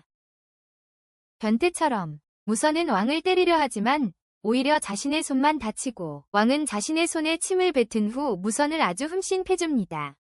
하지만 그는 무선이 평범한 인간과 다를 바 없다는 것을 깨닫자 자신감을 잃어갑니다. 그의 전력 펀치는 무선에게는 단방향 티켓, 즉 저승행 티켓을 선물했을 겁니다. 천국으로 가는. 하지만 무선은 심각한 부상과 머리에 대머리에도 불구하고 살아있었고 몸 주위에 부적이 산산조각 나면서 일어섭니다. 그 모습에 왕은 놀라고 무선은 자신이 한 방에 질 사람이 아니라고 말합니다. 왕은 이 광경에 깜짝 놀랐고 무선은 자신이 한 방에 지는 사람이 아니라고 말했습니다. 단 한 방에 패배할 사람이 아니라고. 그는 머리카락이 하얗게 변하고 어두운 기운이 감돌면서 자신의 전력을 풀어놓기로 합니다. 그의 몸에서 기운이 뿜어져 나온다. 왕은 무슨 일이 일어나는지 깨닫기도 전에 무신이 쏜살같이 달려들어 엄청난 속도로 그의 몸을 압도한다. 그는 또한 왕의 몸에 부적을 붙이고 건물 밖으로 날려버릴 뻔하다가 자신의 인형을 집어들고 다시 영혼의 탄환을 퍼붓는다. 다시. 왕은 어떻게든 모든 탄환을 피하고 인형을 잡지만 무신은 그를 줄로 얽어 건물 주위로 휘둘러 던진 후 내리친다. 그를 벽에 밀어붙였다. 왕은 다시 일어서서 싸우려 하지만 무신은 부적을 사용하여 그의 손을 들 수 없을 만큼 무겁게 만든 후 특수 부적을 사용해 공격한다. 부적을. 무신은 이번에는 자신이 이겼다고 확신하지만 불길이 가라앉자 그는 왕이 삽으로 자신의 공격을 막은 것을 보고 깜짝 놀란다. 무신은 모든 것을 걸고 인형을 보내 재앙적인 공격을 가하지만 이번에는 왕이 준비하고 있었다. 그는 온 힘을 자신의 몸에 집중시킨 후 순간이동 기술을 사용하여 적절한 타이밍에 삽으로 인형을 치고 파괴합니다. 무신은 자신의 눈을 의심하지만 왕은 그가 사용하던 인형 조종용 실을 잡습니다. 무신은 왕이 무게를 더하는 부적 때문에 움직임이 제한되어 자신이 이길 수 있다고 생각하지만 그것은 큰 오산이었습니다. 왕은 그를 자신의 쪽으로 끌어당긴 후 그와 함께 탁구를 시작합니다. 그리고는 온 힘을 다해 무신을 치고 그들을 묶고 있던 영적인 실을 끊습니다. 함께 부서지면서 무선은 벽에 세게 부딪혀 원래 모습으로 돌아가고 의식을 잃습니다. 싸움이 끝나자 왕의 손에 있던 부적들이 사라지고 그는 비틀거리며 야오 쪽으로 가려 하지만 너무 힘들어서 거의 의식을 잃을 뻔합니다. 의식을 잃을 뻔했습니다. 하지만 갑자기 인형에서 삐 소리가 나더니 무선이 부적을 이용해 공중에 떠서 건물 밖으로 갑자기 뛰쳐나갑니다. 그는 왕에게 이겼다는 게 중요하지 않다고 자신은 곧 죽을 거라고 말합니다. 어쨌든 끝났어. 그는 인형 안에 있는 폭탄을 작동시키며 왕에게 죽으라고 말하지만 절대 아무 일도 일어나지 않는다. 왕이 인형을 우주공간방에 넣어두었기 때문이다. 무신은 폭탄을 계속해서 터뜨리려고 하면서 당황하지만 그때 왕이 건물에서 뛰쳐나와 손수레를 타고 달아난다. 왕은 그에게 달려들어 그들 사이의 일을 끝내려 하지만 무신은 몇 개의 폭발성 부적을 그에게 던진다. 왕은 폭발에 날아가 간신히 크레인에 매달려 목숨을 건진다. 목숨을 건 싸움 속에서 무신은 부적을 이용해 떨어지는 잔해를 조종합니다. 부적으로 왕을 공격한 뒤 폭탄 부적을 더 날려 공격하지만 왕은 폭발을 이용해 무신에게 전속력으로 돌진합니다. 무신은 돌에 대한 그의 조종을 무력화시켜 돌들을 왕에게 떨어뜨리고 이어서 또 한 차례의 폭발 공격을 가해 그에게 큰 피해를 입힙니다. 왕은 의식을 잃을 것 같지만 야오를 꿈꾸며 갑작스러운 힘을 얻습니다. 그는 불타는 주먹을 무기 삼아 무센을 마구 때리기 시작하고 둘 다 바닥에 쓰러집니다. 바닥의 충격이 너무 커서 분화구가 생길 정도였지만 다행히도 큐브가 왕을 공간 방 안으로 끌어들여 추락사를 면하게 합니다. 그런 다음 그는 곧바로 방에서 튕겨져 나오는데 온몸이 타고 피투성이입니다. 잠결에 야오의 이름을 중얼거리던 중 갑작스러운 비에 잠에서 깨어납니다. 그리고 곧바로 야오를 찾기 시작하지만 야오보다 먼저 무센의 시체 더미를 발견합니다. 옷은 바닥에 널브러져 있는데 그는 완전히 사라졌다. 왕은 그를 신경 쓰지 않고 건물로 돌아가 야오를 찾는다. 그는 먼저 라오를 이 사건에 끌어들인 조그만 깡패환을 찾는데 구석에서 울고 훌쩍이고 있다. 왕은 그에게 야오에 대해 격렬하게 묻고 그는 목숨을 구하기 위해 근처 방을 가리킨다. 목숨을 구하다. 왕은 야오가 전혀 다치지 않은 것을 보고 안도하지만 그를 풀어주자. 그녀는 의자 밑에 폭탄이 있어서 움직이면 폭발한다고 말한다. 위로. 그녀는 그에게 먼저 자신을 구하라고 말하지만 왕은 자신이 더 큰 폭탄들을 겪어왔다고 말합니다. 오늘날 더 큰 폭탄들을 말이죠. 그는 의자 밑에서 폭탄을 꺼내지만 갑자기 라오가 그들 둘이 있는 방문을 잠급니다. 문을 잠가버립니다. 그는 무신이 이 방을 마범으로 봉인하여 아무도 순간이동으로 나갈 수 없게 했다고 말하며 왕과 야오가 날아가는 것을 기다리며 웃습니다. 그리고 왕과 야오가 폭발하는 것을 기다리며 웃습니다. 왕은 정육면체로부터 순간이동이 불가능하다는 확인을 받지만 정육면체는 또한 폭탄의 전선을 어떤 순서로 잘라야 폭발하지 않는지 알려줍니다. 바로 폭발하지 않도록 말이죠. 왕은 전선을 자른 후 폭탄을 우주선 안으로 던져 넣고 이제 안전할 거라고 생각합니다. 야오는 눈물을 글썽이며 그를 껴안고 왕은 이제 안전하다고 그녀를 안심시킵니다. 하지만 우주선 안에서 폭탄 카운트다운이 0에 도달하자 왕은 갑자기 멍해져서 몸을 전혀 움직일 수 없습니다. 야오는 그에게 반응을 얻으려고 애쓰며 당황하지만 왕은 잠시 시간이 걸립니다. 폭탄이 인형 안에 강력한 보석도 함께 폭발시켰다는 걸 깨달았고 그 때문에 우주선 안에 구멍이 생겼습니다. 그는 지금 엄청나게 다쳤지만 라오는 자신의 폭탄이 제대로 작동하지 않아서 좌절합니다. 그는 직접 처리하기로 결심하고 방에 들어가 야오를 쏘려 하지만 그녀를 끝장낼 수 있기 전에 집사가 진이라는 남자가 왔다고 도망쳐야 한다고 말합니다. 라오와 그의 집사는 진이 옥상에 착륙하자 도망치는데 진은 자신의 능력을 이용해 간단히 콘크리트를 통과합니다. 한편 의식을 잃은 야오가 왕 위에 쓰러지고 왕은 일어나서 야오를 병원에 데려갈 시간이 충분한지 고민합니다. 병원에 데려갈 시간이 충분할까 걱정하며 갑자기 진이 방에 들어와 병원에서는 야오를 살릴 수 없지만 자신은 살릴 수 있다고 말합니다. 자기는 할 수 있다고. 그는 왕 곁에서 야오를 순간이동시킨 후 건물 밖으로 나갑니다. 왕은 야오를 지켜주겠다고 약속했으니 그만하라고 말하지만 진은 자신도 지금은 자신을 지킬 수 없다고 말합니다. 자기 자신도 지금은 지킬 수 없다고. 그러고는 창문에서 뛰어내리고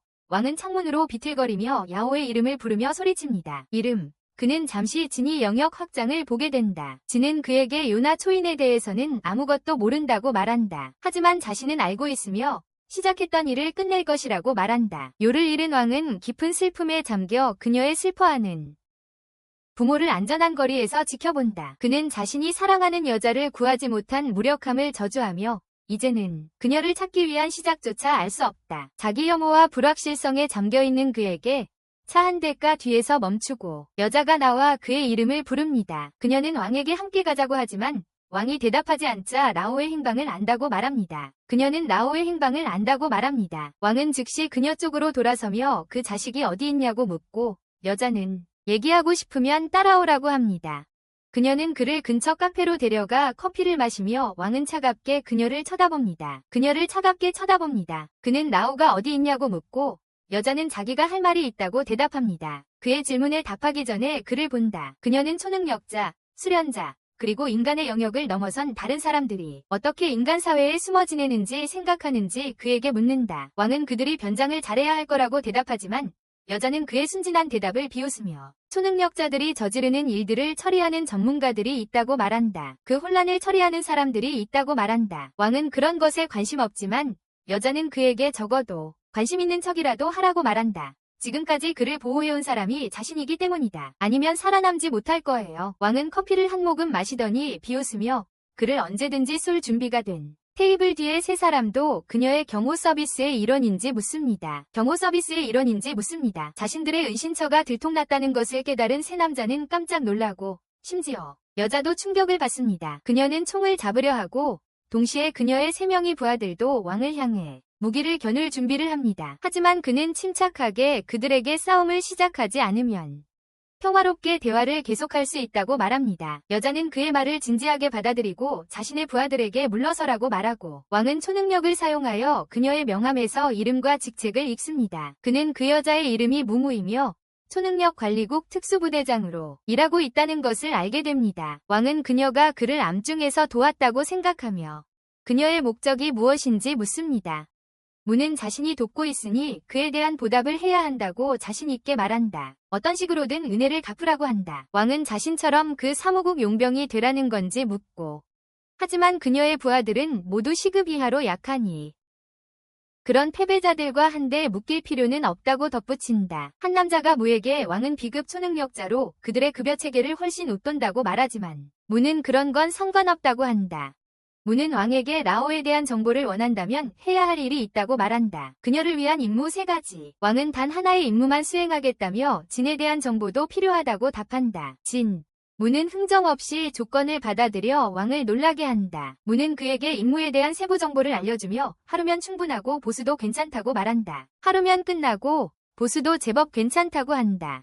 하지만 왕은 어떻게 믿을 수 있냐고 묻고 무는 그 말에 기분이 상한다. 무는 방금 좋은 대화를 나눴으니 그걸로 충분한 증거라고 말한다. 그녀가 자기 편이라는 것을. 그녀는 그 말을 남기고 카페를 나서고 왕은 정말로 그녀를 믿을 수 있을지 고민한다. 그녀를. 하지만 그는 그녀가 야오에 대한 정보를 얻을 수 있는 유일한 실마리라는 것을 알고 있다. 그리고 그는 그녀를 이용해 초능력 관리국 내부에 들어가서 원하는 정보를 얻을 계획이다. 한편 무는 차 안에서 신호 대기 중인데 운전기사가 그녀에게 왜 왕 같은 위험한 남자와 거래를 했냐고. 그건 그들의 회사 방침입니다. 무는 큰 이익에는 큰 위험이 따른다고 말합니다. 그녀는 야망이 너무 커서 현재 직장에 머물 수 없고 왕이 자신을 국의 더 높은 직급으로 승진시켜줄 티켓이라고 주장합니다. 그녀는 그가 큰 잠재력을 가지고 있다고 믿고 그를 이용하기만 하면 원하는 것을 얻을 수 있다고 생각합니다. 하지만 그녀는 왕이 자신의 차 위에 큐브를 올려놓고 자신의 말을 엿듣고 있다는 것을 모릅니다. 그는 무가 자신을 조종하려 한다는 사실에 전혀 화가 나지 않습니다. 왜냐하면 그는 그녀가 탐욕스러운 계집년이고 그런 사람들은 쉽게 조종할 수 있다고 생각하기 때문입니다. 한편 운전사는 무에게 라오의 위치를 정말 왕에게 알려줄 것이냐고 묻고 그녀는 그가 속았다는 것을 깨닫지 못할 바보이기 때문에 디급 정보만 줄 것이라고 말합니다. 그녀는 그가 사기를 당했다는 것을 깨닫지 못할 바보라고 생각합니다. 왕은 이 말을 듣고 격분하여 무에게 누가 진정한 바보인지 보여주기로 합니다. 나중에 다음 날 왕은 평가를 받기 위해 무가 공유한 장소로 갑니다. 어떤 임무든 수행할 수 있어요. 그는 숲 한가운데 있는 고급 저택을 찾는데 많은 다른 전투원들이 평가를 받으러 와 있습니다. 왕은 그들이 무슨 일인지 궁금해하는데 한 남자가 마이크를 들고 평가를 시작합니다. 그는 그들에게 그들이 모두 여기에 위르인의 경호원으로 선발되기 위해 모였다고 말합니다. 그는 경호원은 일을 하려면 기민하고 반응이 빨라야 하고 강해야 한다고 말합니다. 그래서 그 기준으로 테스트를 볼 겁니다. 그는 참가자들을 사내 카지노로 안내하는 문을 엽니다. 모두에게 칩 5개가 주어지고 진행자는 원하는 게임을 자유롭게 할 수 있다고 말합니다. 그 칩으로 말이죠. 다음 라운드에 진출하려면 칩 10개를 모아야 합니다. 하지만 싸움이나 다른 사람에게서 훔치는 것은 금지됩니다. 참가자들은 곧바로 카드게임을 하기로 합니다. 여기 기계들은 조작될 거라고 생각하면서요. 하지만 카드게임에서도 졌습니다. 웬 남자가 갑자기 왕에게 강의를 시작하지만 왕은 관심이 없다. 듣지도 않은 충고는 싫어서 자기가 할 게임을 찾으러 간다. 그는 컵 속에 동전 찾기 게임을 하는 여자를 발견하고 한번 해보기로 한다. 하지만 아까 그 남자가 거기까지 따라온다. 그는 왕에게 누가 친구가 되려고 하는데 도망가는 건 무례하다고 말한다. 말한다. 하지만 왕은 그 남자가 자신을 사기치려 했던 것을 깨닫는다. 자신의 속임수가 통하지 않자 남자는 궁지에 몰리고 왕에게 게임을 제안합니다. 내기를 합니다. 왕은 기꺼이 도전을 받아들여 자신의 모든 칩을 걸고 남자도 마찬가지로 합니다. 똑같이 합니다. 게임 진행자는 동전을 컵 중 하나 아래에 놓고 미친 듯이 컵들을 섞기 시작합니다. 정신없이 섞습니다. 사기꾼은 왼쪽 컵에 돈을 겁니다. 하지만 왕은 자신의 초감각을 이용해 여자가 오른손에 동전을 숨기고 있다는 것을 알아챕니다. 그는 그녀에게 오른손을 보여주라고 하지만 그 여자는 매우 능숙해서 그러기 전에 재빨리 동전을 왼손으로 옮겼습니다. 왕은 그녀에게 양손을 보여주라고 압박했고 그 여자는 그가 맞았다고 말하며 자신이 계속 동전을 가지고 있었다고 말했습니다. 그녀는 그가 이겼고 칩이 2배가 되었다고 선언했지만 다른 참가자들은 무슨 일이 일어나고 있는지 이해하지 못했습니다. 사기꾼은 게임 마스터가 동전 2개를 가지고 있었고 그녀가 그중 하나를 컵 안에 넣은 다음 비밀 문을 열어 테이블 안으로 떨어뜨렸다고 생각했습니다. 그는 비밀 수납 공간을 찾으려고 테이블을 조사하기 시작하지만 여자가 말합니다. 테이블에 장치가 없고 그녀는 처음부터 동전 하나만 가지고 있었다고 합니다. 그녀는 그가 자신의 칩을 잃었다고 말하고 왕이 자신의 상금을 가지고 능글맞게 걸어가자 사기꾼은 격분합니다. 몇 시간 후 몇 차례의 테스트를 거쳐 5명의 참가자가 임무에 선발되었고 물론 왕도 그중 한 명입니다. 모든 경호원들이 자리에 앉자 매니저는 그들에게 시험을 통과했다고 축하하며 위르인인 파이오 씨를 부릅니다. 그는 벅스 버니처럼 생긴 뚱뚱한 남자입니다. 토끼 이빨이 자신감 있게 방으로 들어온다. 그는 모두에게 오늘 밤 파티의 경호원이 될 기회를 얻었으니 영광으로 여겨야 한다고 말한다. 그의 오늘 밤 파티 경호원이 될 기회를 얻었다고 말하며 열심히 일하라고 한다. 만약 그가 그들의 노력에 감명받으면 보상을 늘리겠다고 말한다. 그러고는 매니저에게 나머지를 처리하라고 말하고 천천히 방에서 나간다. 그러자 매니저는 파이오가 이미 계약금을 이체했다고 모두에게 말한다. 300만 위안을 계좌에 입금해 줄 것이고 임무 완료 후 나머지 금액을 지급할 것이라고 했습니다. 나머지 지불금을 줄 것이라고 했습니다. 왕은 이 말을 듣고 자리에서 벌떡 일어나 매니저에게 성금액을 다시 확인해달라고 요청합니다. 성금액을 다시 확인해달라고 합니다. 매니저는 300만 위안이라고 다시 말하고 그의 에이전트 무가 이미 받았다고 합니다. 왕은 무가 이 일에 대해 5만 위안만 준다고 했기 때문에 상상 이상으로 큰 사기를 당했다는 것을 깨닫습니다. 5만 위안만 준다고 했기 때문에 깨닫습니다. 그는 그 여자를 욕하지만 매니저는 완전히 무시하고 모두에게 파티가 약 6시간 후에 시작되니 준비하라고 말한다. 그 직후 모든 경호원들이 목적지로 이동하고 조수들은 그들에게 정보를 공유한다. 왕을 차로 태워다주는 여자는 그에게 그들의 상사의 주요 목표는 파티에서 열릴 경매에 참여하여 고대처럼 보이는 가면을 손에 넣는 것이라고 말한다. 왕은 그녀가 말하는 동안 계속 파일을 읽다가 갑자기 무언가를 본다. 그의 관심을 끄는 것. 그는 여자에게 이상한 수정 큐브 사진을 보여주고 여자는 그것이 흑요석 정수라고 하며 경매의 하이라이트 중 하나라고 말한다. 그 이름의 왕은 과거 폭발로 의식을 잃을 뻔했을 때 그 큐브가 자신에게 흑요석이라는 이름을 속삭였던 것을 떠올린다. 그는 이 수정 큐브가 그 큐브가 말했던 흑요석이라고 확신하며 이제 그 어느 때보다 경매에 더욱 관심을 가지게 된다. 갑자기 왕의 머리가 심하게 아프지만 그는 조수들에게 그것이 아무것도 아니야. 그는 다시 파일을 읽는 척하며 무에게 사기를 당했지만 이 파티에서 절실히 필요한 것들이 많다는 생각을 한다. 파티. 곧 차는 목적지에 도착하고 왕과 다른 경호원들은 거대한 저택으로 들어간다. 그들은 부유한 사람들이 서로 술을 마시고 이야기를 나누는 것을 발견하지만 전체적으로 파티 분위기치고는 끔찍하게 음침하고 어둡다. 갑자기 불이 켜지고 파티 주최자가 모두에게 이제 놀이를 시작할 시간이라고 말합니다. 그는 시간을 낭비하지 않고 바로 첫 번째 게임을 시작하는데 재밌는 작은 게임이라고 부릅니다. 그가 버튼을 누르자 바닥이 갑자기 열리면서 거대한 악어가 밑에서 나타납니다. 몇몇 손님들은 이 광경에 놀라지만 주최자는 아무것도 걱정할 필요 없다며 자신에게 안전이 최우선이라고 말합니다. 그는 바닥의 구멍으로 가서 바로 위에 서서 모두에게 말합니다. 이것은 방탄잔디이고 악어가 이만큼 높이 뛰어오르더라도 그들은 안전할 거라고요.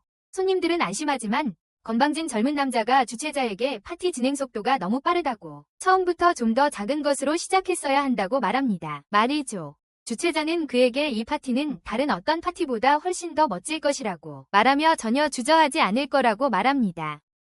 그러고는 모두에게 게임 규칙을 설명합니다. 그는 악어 목에 걸린 금종을 가리키며 그것을 가져와야 이긴다고 말합니다. 그것을 얻어야 이긴다는 겁니다. 하지만 근접 무기만 사용할 수 있으며 참가자가 종을 얻지 못하면 그 누구도 우리 안을 나갈 수 없습니다. 왕은 이 말을 듣고 당황하며 자신이 경호원이 아니라 부자들의 흥미를 위한 검투사임을 깨닫습니다. 하지만 사회자는 금괴 1톤이라는 엄청난 상금을 준비했습니다. 첫 번째 게임에서 이기는 사람이요. 한 남자가 상금을 탐내서 맨 먼저 나서겠다고 자원했어요. 무기는 창과 방패뿐이었죠. 창과 방패만 들고 그는 조용히 악어 쪽으로 걸어가다가 마지막 순간에 바보처럼 소리를 지르며 돌진했어요. 악어는 그를 보고 순식간에 반응해서 그를 물어뜯어 산채로 먹어치웠어요. 산채로 그 남자가 고통스럽게 비명을 지르자 부자들은 그를 비웃었어요. 그렇게 약해 보였는데 자신감이 넘쳤어요. 하지만 왕은 그 남자가 전혀 약하지 않았고 문제는 악어에게 있다는 것을 알고 있습니다. 악어에 문제가 있는 거죠. 진행자는 그것을 확인하며 이 악어는 보통 동물이 아니라 그들이 연구소에서 만든 유전자 변형 생물이라고 말합니다. 그는 악어의 더욱 향상된 속도와 힘을 자랑하며 나머지 참가자들을 유혹하기 위해 상금을 올립니다. 나머지 참가자들을 끌어들이려고요. 이번에는 아무도 자원하지 않지만 그 부자는 자신의 경호원에게 시키라고. 경호원은 아무런 질문 없이 명령에 복종하며 악어 오리로 들어간다. 들고 갈 수 있는 만큼 많은 창을 들고 왕은 한숨을 쉬며 이곳 사람들이 왜 그렇게 어리석고 탐욕스러워서 아무도 악어를 이길 수 없다는 것을 알아채지 못하는지 위하여한다. 다른 경호원이 계약서에 서명하기 전에 읽어보지 않았냐고 묻는다. 계약서에는 자원자가 없으면 무작위로 한 명을 뽑아서 게임에 참여하게 한다고 분명히 적혀있기 때문이다. 왕은 이 말을 듣고 불공평하다며 발끈하지만 그 남자는 왕에게 안전한 직업으로 하루에 300만 위안을 벌 수 있다고 생각하냐고 묻습니다. 하루에 300만 위안을 벌 수 있는 안전한 직업이 있다고 생각하느냐고 묻습니다. 왕은 자신이 겨우 5만 위안밖에 받지 못한다는 사실에 마음이 무거워집니다. 그때 갑자기 발코니에 서 있는 누군가를 발견합니다. 그 남자는 아무 이유 없이 엄청나게 강하고 적대적인 것처럼 보였고 왕의 동료들은 그 남자가 루드라 위원회 사람이니 쳐다보지 말라고 합니다. 루드라 위원회는 이런 파티의 질서를 유지하는 곳입니다.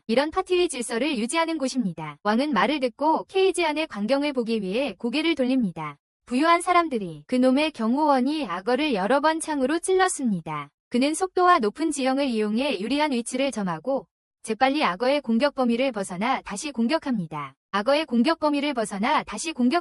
하지만 왕은 악어가 별다른 피해를 입지 않았다는 것을 알 수 있고 그 남자가 아무리 자신만만해도 질 것이라는 것을 알고 있습니다. 바로 그때 우리 안에 있던 남자가 위에서 악어에게 뛰어들어 마무리 일격을 가하려 하지만 악어는 그저 꼬리로 그를 쳐날려 버리고 단 한 방에 그를 고깃덩이로 만들어버립니다. 모두가 끔찍한 광경에 몸을 떨었고 부잣집 도련님은 갑자기 주변에 녹아들려고 했다. 자리를 피하려 했다. 하지만 사회자는 그 결과에 매우 만족하여 상금을 더 올렸다. 그리고 자원자를 구했다.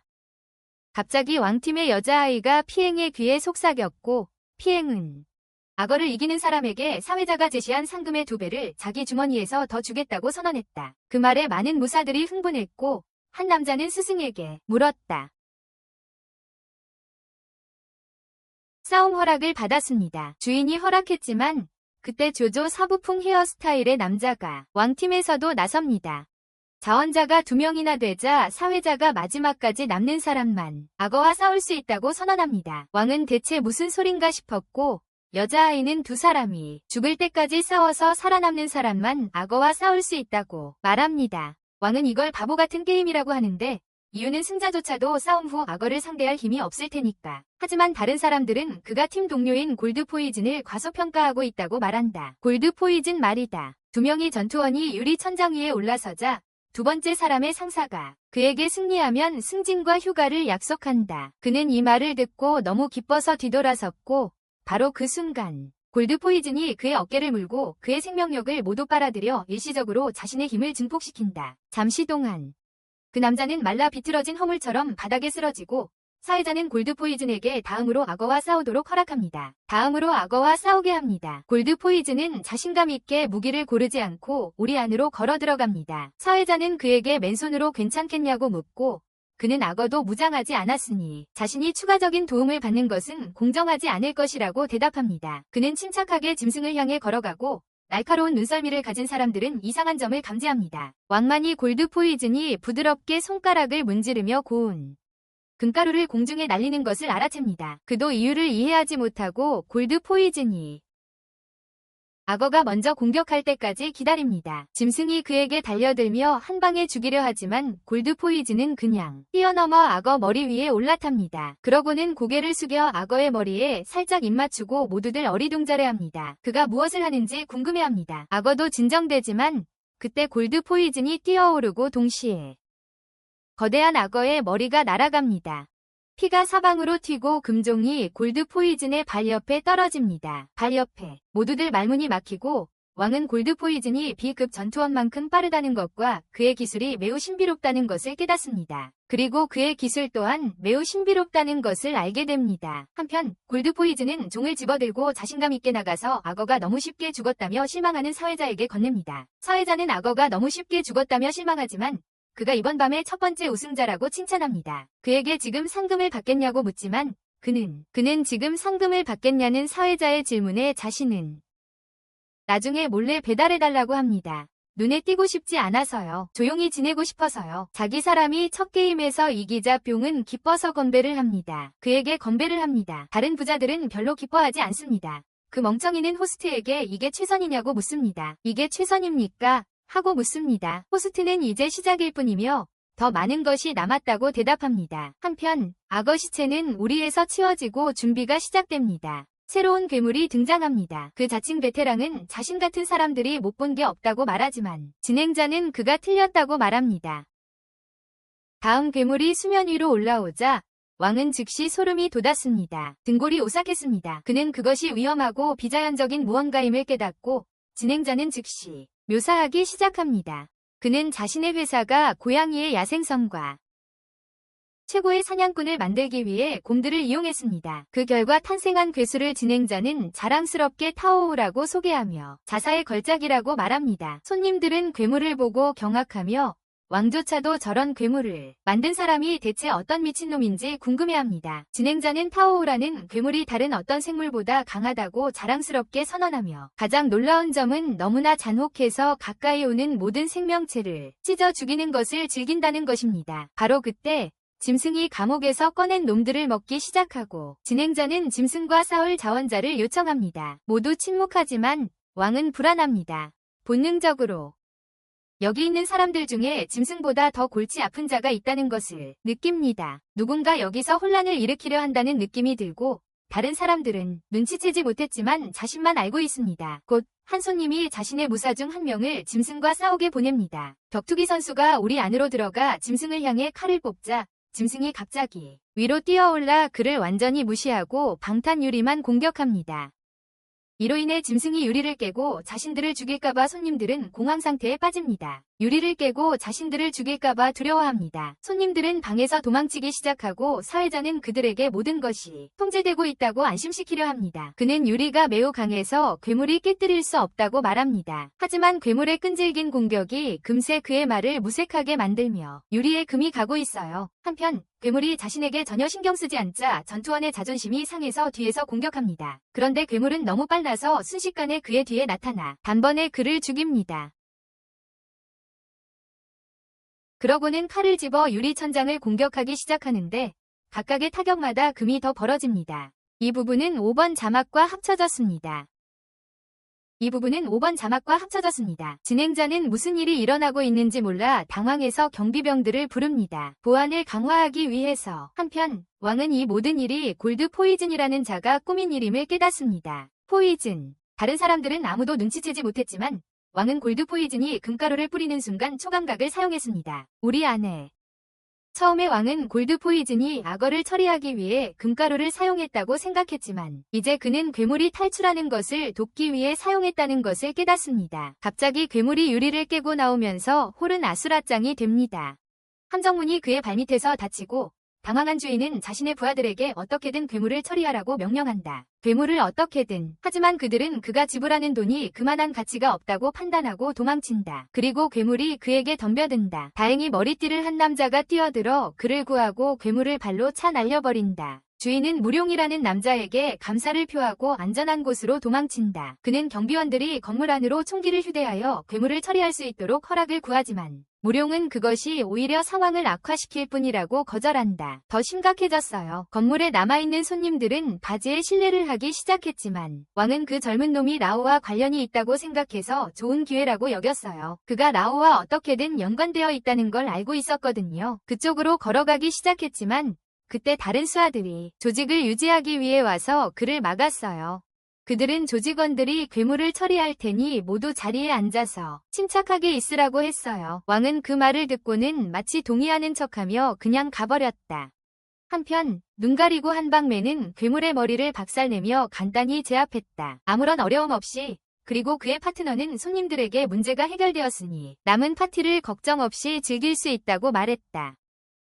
왕은 이 결과에 놀랐다. 그는 배우자가 좀 더 치밀하게 계획했을 거라고 생각했기 때문이다. 훨씬 더 신중하게 계획했을 거라고 생각했기 때문이다. 갑자기 그는 자신의 팀원 중 누군가가 없다는 것을 알아채고 괴물을 풀어놓은 것은 단지 눈속임이었고 진짜 계획은 다른 데 있다는 것을 깨달았다. 그 외 실종자는 검을 든 소녀였는데 순찰 중인 경비팀을 기습합니다. 소녀는 순찰 중인 경비팀을 기습합니다. 그런 다음 저택을 몰래 돌아다니며 특수장치를 이용해 전자장비와 보안 카메라를 무력화시켜 감지되지 않고 복도를 이동합니다. 관제실의 경비원들은 보안 영상이 왜곡되는 것을 알아차리지만 소녀가 이미 건물 최하층으로 내려갔기 때문에 어찌할 도리가 없습니다. 소녀는 이미 건물 최하층으로 내려갔습니다. 그녀는 다른 사람의 지문이 찍힌 실리콘 장갑을 끼고 그것을 사용합니다. 터널 끝에 최고 기밀 시설에 접근하기 위해서요. 하지만 불행히도 그녀에게 경비대장은 그런 일이 있을 것을 예상하고 있었습니다. 누군가 침입하려 할 것을 예상하고 있었고 그녀를 맞설 준비를 하고 서 있었습니다. 그녀는 경비병들이 대장에게 합류하는 와중에 즉시 검을 뽑고 아무도 왕이 그곳에 도착했는지 알아채지 못합니다. 그녀는 경비대장과 맞서기 시작하는데 그는 규율 사수자 중 한 명이며 그녀보다 강하고 숙련되어 있습니다. 그는 그녀의 모든 공격을 막고는 모자를 찢어 과시하며 바로 그때 한 경비원이 뒤에서 총을 겨누고 여자아이에게 다가온다. 그녀는 그를 알아채고 그가 쏘기 전에 발차기로 그의 손에서 총을 빼앗는다. 그런 다음 발차기로 그를 쓰러뜨리고 또 다른 경비원에게 날려보낸다. 그 경비원은 그녀를 쏘려 하고 있었다. 그녀는 둘 다 쓰러뜨리지만 그 기회를 노리고 있던 그들의 우두머리를 잇고 있었다. 그 순간을 기다리고 있던 것이다. 그는 여자아이에게 달려들며 아무도 등을 돌리지 말라고 가르치지 않았냐고 묻는다. 하지만 왕이 그의 손을 잡고 공중에서 멈추게 하면서 그는 그녀에게 다가갈 수 없었다. 그는 그 경비에게 뒤에서 공격하는 것은 무례한 짓이라고 말한다. 하지만 그 소녀는 페미니스트로 밝혀지며 왕에게 자신의 도움은 필요 없다고 말한다. 그녀는 그의 도움이 필요 없다고 말했다. 그녀는 그에게 여기서 무슨 짓을 하는 거냐고 묻고 그는 화장실을 찾다 길을 잃었다고 대답한다. 화장실을 찾다 길을 잃었다고 말했다. 경비는 그들의 대화에 짜증이 나서 남은 손으로 왕을 공격하려 한다. 하지만 왕은 쉽게 잡아 부러뜨리고 그를 기절시킨다. 그는 시레벨의 패배자를 큰 인물인 척하는 것에 대해 조롱하고 여자아이는 놀란다. 그녀는 카를 왕에게 겨누며 그가 친구인지 적인지 묻고 그는 단순히 자신이 그녀의 경호원이라고 말한다. 그는 피하니 믿기에 불과하고 여자아이가 자신의 진짜 고용주라는 것을 깨달았다. 그는 또한 그녀가 이 건물의 비밀시설에 들어가는 임무를 맡았다는 것을 알고 있으며 여자아이는 그가 어떻게 아는지 묻는다. 왕은 좀 전에 괴물이 우리를 공격하기 시작했을 때 피안이 그녀 앞에 서 있는 것을 봤다고 말합니다. 감옥에서 탈출했을 때 말이죠. 그는 사장이 자신을 보호하기 위해 경호원을 고용했으면서 위험 앞에 서 있는 게 말이 안 된다고 말합니다. 그래서 그는 보호가 필요한 사람이 자신이 아니라는 것을 깨달았습니다. 자신이 아니라 그녀가 말이죠. 그 여자아이는 이제 소용없다고 말합니다. 경호원들이 이미 평화유지군에 알렸을 테고 2분 안에 올 거라고요. 2분 안에 도착할 거라고요. 왕은 그녀가 가진 임무를 완수하기에 충분한 시간이라고 생각하고 자신도 보물창고에 들어선다. 소녀는 마지못해 그를 따라가지만 금고에는 아무것도 없다. 소녀는 진행자가 보물을 절대 찾을 수 없는 곳에 숨겼을지도 모른다고 말한다. 하지만 왕은 자신이 처리할 수 있다고 말한다. 그는 소녀에게 보물을 찾아주겠다고 약속하지만 그 대신 소녀가 이 방에서 살아나갈 계획을 말해줘야 한다. 바로 그때 그는 위험을 감지하고 즉시 소녀를 문 밖으로 데리고 나간다. 바로 그때 밖에 경비병들이 총을 쏘기 시작한다. 평화유지군 3명이 그들과 함께 있고 엄마는 왕과 소녀에게 다치기 전에 밖으로 나오라고 말합니다. 그녀는 만일을 위해 그들을 눈멀게 하려고 플래시뱅을 던지기로 결정하지만 왕은 그것을 예상하고 자신의 방에서 야구 배트를 꺼내 플래시뱅을 다시 그녀에게 칩니다. 경비병들이 눈이 멀자 그는 자신의 의뢰인과 함께 도망치려 하지만 평화유지군들이 재빨리 그들을 다시 포위합니다. 채찍 엄마가 소녀 무무를 계속 바쁘게 하는 동안 왕은 평화유지군들과 싸워야 합니다. 눈 가리고 한방맨과 다른 한 명. 벌디가 그를 벽에다 박아 순간 멈춰 세운 뒤 무무에게 다가갑니다. 뒤에서 무무는 뒤돌아볼 틈도 없이 벌디에게 얻어맞고 벽에 내동댕이 쳐집니다. 벽에. 엄마가 그들에게 다가와 자신의 임무는 끝났다고 말하지만 왕이 그녀를 조롱하며 3B급 전투원들이 자신들을 둘러싸고 공격하는 게 불공평하다고 말합니다. 채찍 엄마는 그런 걸 신경 쓰지 않고 그를 끝장내려 하지만 그때 왕이 땅에 수류탄을 던져 그녀를 놀라게 한다. 본능적으로 얼굴을 가리지만 아무 일도 일어나지 않자 가짜 수류탄이었음을 깨닫는다. 그 수류탄은 가짜였다. 하지만 이 짧은 시간 동안 왕과 무무는 뒤쫓아오는 평화유지군과 닫히는 보안 게이트를 피해 도망친다. 두 사람은 창고에 도착하여 숨을 고르고 왕은 빨리 그들을 제압할 방법을 찾아야 한다고 말한다. 그는 발디에게 총을 맞은 후 무무에게 괜찮냐고 묻고 그녀는 그에게 그녀가 괜찮다고 말해요. 그녀는 혼자였다면 이미 이 상황에서 벗어났을 거냐고 왕에게 묻고 그는 아니라고 대답해요. 그는 나오라는 남자에 대한 정보가 절실히 필요하며 그 정보를 얻기 위해 어떤 위험도 감수할 거라고 말해요. 나오라는 남자에 대한 정보가 절실해서 어떤 위험도 감수하겠다고 말합니다. 무무는 궁금해하지만 왕은 그녀에게 자신의 과거 이야기를 할 시간이 없어요. 그는 평화유지군이 곧 그들을 찾아낼 거라고 말하고 그렇게 되는 것보다 정면으로 맞서 싸울 계획이라고 말해요. 그는 밖으로 나가 3명의 평화유지군을 가로막고 그들은 무무가 그와 함께 있지 않습니다. 왕은 아무렇지도 않게 그 약한 여자아이는 자기 발만 붙잡을 뿐이라고 말합니다. 혼자 싸우는 게 더 낫다고 합니다. 엄마는 자기 팀의 평범한 남자에게 여자아이의 위치를 알아보라고 합니다. 그리고 그는 즉시 명령에 따릅니다. 그가 도망가자 엄마는 왕에게 항복하라고 말합니다. 하지만 갑자기 머리 위 지붕이 잘리고 무무가 거기서 뛰어내려 그녀를 기습합니다. 그녀는 무자비한 공격으로 여자를 밀어붙이기 시작하고 발디가 뒤에서 공격하려 하자 왕은 한 방에 그를 날려버립니다. 동작. 팀 동료가 쓰러지는 것을 본 여자가 잠시 주의가 흐트러진 틈을 타 무무는 그녀를 발로 차 쓰러뜨립니다. 동작. 왕은 무무에게 지원군이 오기 전에 도망쳐야 한다고 말합니다. 그는 무무를 보물창고로 데려가 벽을 부수고 안으로 들어갑니다. 무무는 그의 힘에 놀라지만 그가 왜 이전에 그 힘을 사용하지 않았는지 궁금해합니다. 의문. 그들은 보물창고를 뒤지기 시작하면서 그는 그녀에게 대답조차 하지 않았다. 원하는 물건들을 찾으면서 무무는 곧 자신이 찾던 낡은 두루마리를 발견하고 먼저 가져간다고 말했다. 하지만 왕은 오디오북만 듣기 때문에 두루마리나 책에는 관심이 없었다. 오디오북만. 바로 그때 그는 원하던 흑요석 정육면체를 발견하고 그것을 가져갔다. 그 후 무무는 그를 보물창고 아래층에 있는 비밀 유전자 공학 연구소로 안내했다. 그녀는 왕에게 건물에서 탈출하기 위해 배수관을 이용할 수 있다고 말하지만 어떻게 알았는지는 말해주지 않는다. 한편 세 번째 남자가 돌아오자 2명의 평화유지군이 일어난다. 그가 그들을 일으켜 세우는 동안 그들의 상사가 와서 세 사람 모두에게 실망한다. 그들 중 하나. 하지만 그는 여전히 그들에게 임무를 완수하도록 명령하고 수수께끼 같은 파란 알약을 먹으라고 지시한다. 수수께끼의 파란 알약. 한편 왕과 무무는 엘리베이터를 타고 아래층으로 내려간다. 그는 그녀에게 왜 바로 지하층으로 엘리베이터를 타지 않느냐고 묻는다. 하지만 무무는 여기 할 일이 있다며 그가 원한다면 가도 된다고 말한다. 고 말한다. 하지만 왕은 오늘 자신이 그녀의 경호원이며 돈을 받았으니 일을 할 것이라고 말한다. 고 말한다. 바로 그때 그들은 다음 층에 도착하고 무무는 싸울 자세를 취하며 왕에게 비켜 있으라고 말한다. 고 말한다. 밖에서는 무장한 경비원들이 침입자들을 막을 준비를 하고 있고 바로 그때 엘리베이터 문이 열리고 총격전이 시작된다. 다행히 무무는 이를 예상하고 있었고 재빨리 그들을 제압한다. 왕은 감탄하지만 무무는 시간이 없다고 말한다.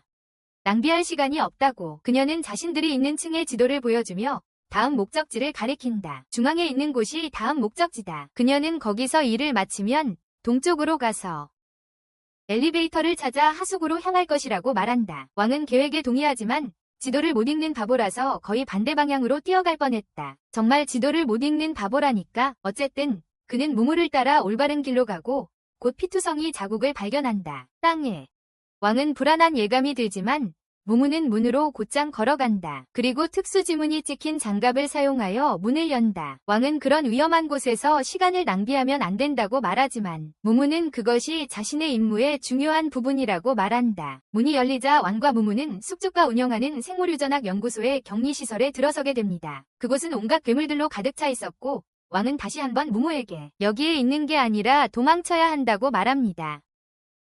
무무는 그를 무시하며 자기 경호원 일을 하든지 아니면 떠나든지 알아서 하라고 자신은 이 일의 진상을 밝혀낼 것이라고 말합니다. 그녀는 이 문제의 진실을 파헤칠 것이라고 말합니다. 두 사람은 방을 걸어가며 왕은 무무에게 대체 이곳이 어떤 곳이냐고 묻습니다. 무무는 생물유전학 연구소가 생명체를 변형하는 연구를 한다고 말합니다. 살아있는 생물체를 이용해 최강의 생물 무기를 만들려고 합니다. 그녀는 연구소 사람들이 진정한 위험을 이해하지 못한 채 신이 되려 한다고, 그 모든 것은 인류를 충분히 신뢰하지 않기 때문이라고 말합니다. 인류를 충분히 신뢰하지 않아서요. 그러고는 그들 앞에 문을 열어주며 왕에게 진정한 악은 이곳에 있다고 말합니다. 그 문은 그들을 실험실의 가장 안쪽으로 인도하고 거기서 과학자 한 명이 거대한 유리 캡슐 안에 있는 여러 다른 잡종 생물들을 연구하고 있습니다. 과학자가 무무에게 인사하며 교수님이 기다리고 있다고, 이제야 왔다고 말합니다. 왕은 여자의 차분한 태도에 놀라지만 그녀는 교수님을 모셔오는 동안 잠시 기다리라고 합니다. 노인은 무무를 이미 아는 것처럼 반갑게 맞이하며 동행한 사람에 대해 묻습니다. 무무는 쓸데없는 말은 그만두고 약속했던 유전자 치료제가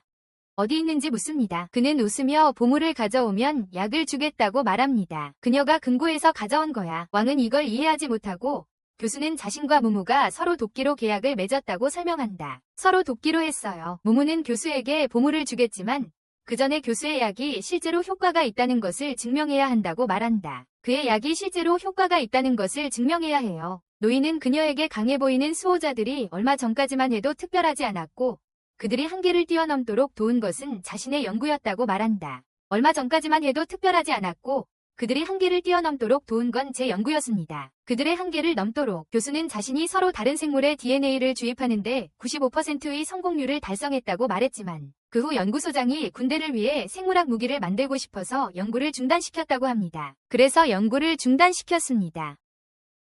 노인은 인간 실험이 생명공학의 정점이라고 생각하기 때문에 이것을 달가워하지 않습니다. 최고의 기술이라고 생각합니다. 왕은 노인이 인간 실험을 한다는 말을 듣고 발끈하지만 그렇다고 그가 신경 쓰는 건 아닙니다. 그는 인간을 더 뛰어넘게 만드는 방법을 찾는데 5%만 남았다고 말합니다. 그 사람 말로는 그게 그들을 훨씬 더 강하게 만들 뿐만 아니라 모든 알려진 질병의 치료법을 발견하는 열쇠가 될 거라고 합니다. 교수는 자랑스럽게도 많은 과학자들이 이 주제를 연구하고 있지만 자신만큼은 아무도 없다고 선언합니다. 무무는 더 이상 그의 떠벌거림을 참을 수 없어 그를 캡슐에 밀어붙이고 할아버지를 구할 수 있는 약이 어디 있냐고 묻습니다. 교수는 지금은 약이 없지만 만약 그녀가 보물을 준다면 인체 실험을 계속할 자금을 확보할 수 있다고 말합니다. 그는 몇 번의 실험만 더하면 어떤 병이든 고칠 수 있는 약을 만들 수 있다고 그녀에게 약속하지만 무무는 더 이상 그의 말을 듣지 않으려 한다.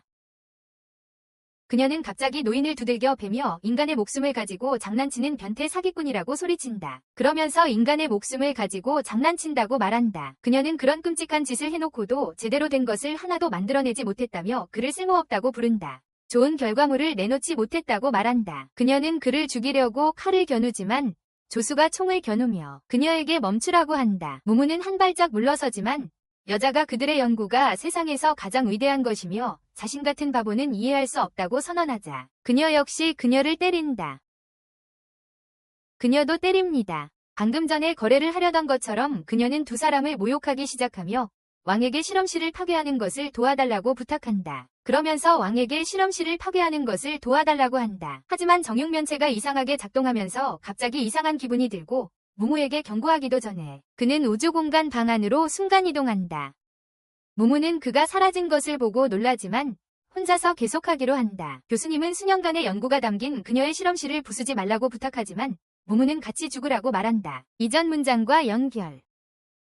한편 왕은 우주공간 방 안에 자신이 있는 것을 발견하고 큐브가 흑요석 큐브의 에너지를 흡수한 후 마침내 다시 그와 이야기할 수 있게 된다. 왕은 다시 큐브의 목소리를 듣게 되어 기뻐하고 그때 우주, 공간방위 크기가 커진 것을 알게 된다. 큐브는 그에게 이제 분당 최대 2번 순간이동할 수 있으며 이동 가능 거리가 30m로 증가했다고 말한다. 순간이동할 때 자기 몸무게의 2배에 달하는 물건도 나를 들 수 있게 되었고 초감각의 범위도 넓어졌어. 그리고 초능력의 범위도 넓어졌어. 그러자 정육면체는 그에게 신이하사라는 새로운 능력이 생겼다고 알려줘. 그 능력은 보석 흡수로 얻은 능력치 상승 효과를 자신 외 다른 대상에게도 줄 수 있는 거야. 자기 자신 말고. 그러자 정육면체는 그를 밖으로 순간이동시키기 시작했고 왕은 균형을 잡기가 어려워했어. 균형을 잡기 힘들었지. 한편 무무는 창고 밖 보관실에 있는 생물들을 풀어줬어. 그녀를 찾던 3명의 질서 유지자가 실험실에 동시에 도착합니다. 갑자기 박쥐 괴물들이 그들을 공격하고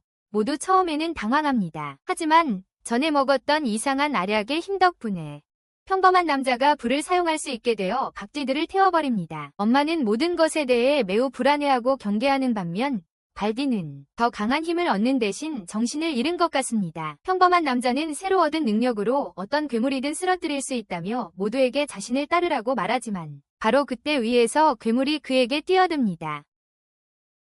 그는 도마뱀계 잡종에게 방어할 시간조차 없이 순식간에 죽임을 당합니다. 경비병들이 괴물에게 총을 쏘지만 총알은 두꺼운 가죽에 튕겨나갑니다. 괴물은 벽을 타고 올라가 경비병들을 제압하고 물려고 하지만 엄마가 채찍으로 괴물을 제압합니다. 엄마는 괴물을 자신 쪽으로 끌어당기고 발디는 온 힘을 다해 괴물에게 강타를 가해 구멍을 냅니다. 한편 무무는 막다른 길에 막히고 지도를 제대로 구했는지 고민합니다. 잘못됐어. 누군가 갑자기 뒤에서 공격해. 다행히 재빠른 반사신경으로 공격을 막고 보니 2명이 정의의 수호자들이었어. 그들이 괴물들과 싸우면서 약간의 피해를 입은 것을 알아채고 더 고전할 줄 알았다며 놀려.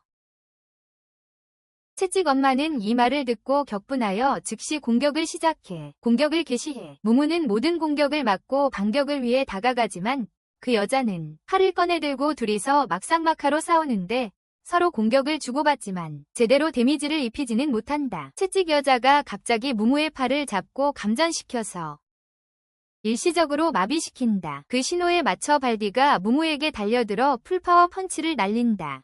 어떻게든 싸구려 원펀치맨의 공격을 버티고 나서 채찍 엄마가 무무를 바닥에 내동댕이 친다. 발디가 무무에게 다가가 마무리하려 하지만 무무는 일어서려고 애쓴다. 자신의 여기 일은 아직 끝나지 않았어. 그 여자는 그녀의 동기가 무엇이든 지금은 아무것도 할 수 없다고 말한다. 지금은. 하지만 그녀는 교수 때문에 많은 고생을 했던 것에 대해 무무에게 감사를 표한다. 많이. 그가 어릴 적 그들을 거두어들여 실험 대상으로 만들었기 때문이다. 무무는 그들의 끔찍한 과거가 그들의 악행을 정당화하지 않는다고 말하지만 채찍 엄마는 그런 걸 신경 쓰지 않고 그녀를 재빨리 끝내기로 한다. 그녀는 발디에게 무무를 죽이라고 명령하지만 갑자기 왕이 지구로 돌아오면서 시간이 순간적으로 정지합니다. 순간적으로요. 그가 순간이동으로 돌아오는 에너지가 너무 강해서 발디는 날아가 버리고 채찍 엄마는 무슨 일인지 몰라 어리둥절해합니다. 몸에서 에너지가 나오며 천천히 내려오는 왕은 자신이 적절한 시간에 돌아왔다는 것을 깨닫습니다. 딱 맞는 시간에요. 무무는 그를 기뻐하지만 그가 자신을 혼자 두고 떠난 것에 대해 그를 때리기 시작합니다. 바로 그때 왕이 괴물들이 그들에게 다가오는 것을 보고 여자에게 뒤를 보라고 말합니다. 뒤를 돌아보라고 합니다. 그녀가 뒤돌아서자 도마뱀개 2마리가 그녀에게 다가오고 그녀는 당황합니다. 한편 왕은 무무의 팔을 잡고 채찍 소녀에게 작별 인사를 한 후 순간이동으로 그들 자신을 탈출시킵니다. 그녀는 이것을 보고 겁에 질리고 2마리의 괴물이 함께 그녀를 공격합니다. 한편 왕과 무무는 하수구에 도착하고 그녀는 그에게 어떻게 그랬냐고 묻습니다. 그는 그것을 영업 비밀이라고 부르고 무무에게 이제 도망쳐야 한다고 말합니다. 그녀는 동의하고 무사히 그녀의 장소에 도착하면 특별 보너스를 주겠다고 말합니다. 그녀의 장소에 무사히 도착하면. 하지만 바로 그때 질서 유지부의 보스가 나타나 그들이 이곳을 떠나지 못할 거라고 말합니다. 그들은 이곳을 떠나지 못할 거라고. 왕은 그 남자가 오는 것을 전혀 느끼지 못했기에 걱정하고 그때 큐브가 그의 능력치가 정말 높다고 말하며 그의 걱정을 더합니다. 그의 능력치가 정말 높다고 말하며 그의 걱정을 더합니다. 알고 보니 무무는 라이카라는 남자를 알고 있었고 그녀는 그가 어떻게 여기에 있을 수 있는지 그에게 묻습니다. 여기에 있을 수 있는지. 라이카는 자신이 해외 암살 임무를 맡았다고 생각하는 걸 안다고 대답하지만 그건 자신이 잘못된 정보를 그녀에게 주입했기 때문이라고 말한다. 그녀가 해외 암살 임무를 맡았다고 생각하는 걸 알고 있다고 말하지만 그건 자기가 잘못된 정보를 주었기 때문이라고 한다. 그는 2달 전 자신의 조직의 정보가 도난당하는 것을 알았을 때 정말 실력 있는 상대와 싸우게 될 거라 생각하며 매우 흥분했지만 지금은 아이 2명과 싸우게 되어 실망했다고 말한다. 애들 2명이라고 한다. 그러고는 왕 쪽으로 다가가기 시작하는데 그의 속도 때문에 마치 순간이동을 하는 것처럼 보인다. 걸음마다 순간이동하는 것처럼 보인다. 무무는 칼을 뽑은 채 서 있지만 공포에 얼어붙었고 왕은 라이카를 바라보며 그의 기력이 빠르게 증가하는 것을 감지한다. 라이카는 지금 왕과 무무는 자기 시간을 낭비할 가치가 없지만 제대로 훈련하면 성장할 수 있다고 말한다. 그는 방금 이긴 멍청이들보다 낫다고 주장하며 그들을 영입하겠다고 제안한다. 그는 무무 쪽으로 천천히 손을 내밀지만 무무는 너무 놀라서 꼼짝 못하고 그때 왕이 그의 손을 잡아 무무를 멍한 상태에서 깨어나게 한다. 라이카는 화가 나서 그에게 대체 무슨 짓이냐고 묻고 왕은 아무런 예고 없이 공격한다. 그의 속도 때문에 왕은 그를 밀쳐내지만 라이카의 소매가 찢어지면서 칼이 그의 철처럼 단단해진 팔에 전혀 박히지 않았다는 것을 알게 된다. 철처럼. 그러자 라이카는 손을 도끼로 변형시켜 왕을 향해 휘두르기 시작하고 왕은 피하기만 한다. 왕이 불리한 위치로 밀리자 라이카는 마무리 일격을 날리려 하지만 무무는 이 기회를 타서 그의 등을 배려한다. 하지만 라이카는 팔꿈치를 반대 방향으로 돌려 그녀의 공격을 손쉽게 막는다. 그는 재빨리 팔꿈치를 고쳐잡고 왕을 발로 차 날려 보낸 후 무무에게로 향한다. 하지만 왕은 바로 그때 그의 뒤로 순간이동하여 그의 얼굴을 발로 차버린다. 라이카는 이 공격에 놀라지만 순식간에 정신을 차리고 왕의 다리를 잡아 재빨리 돌려버린다.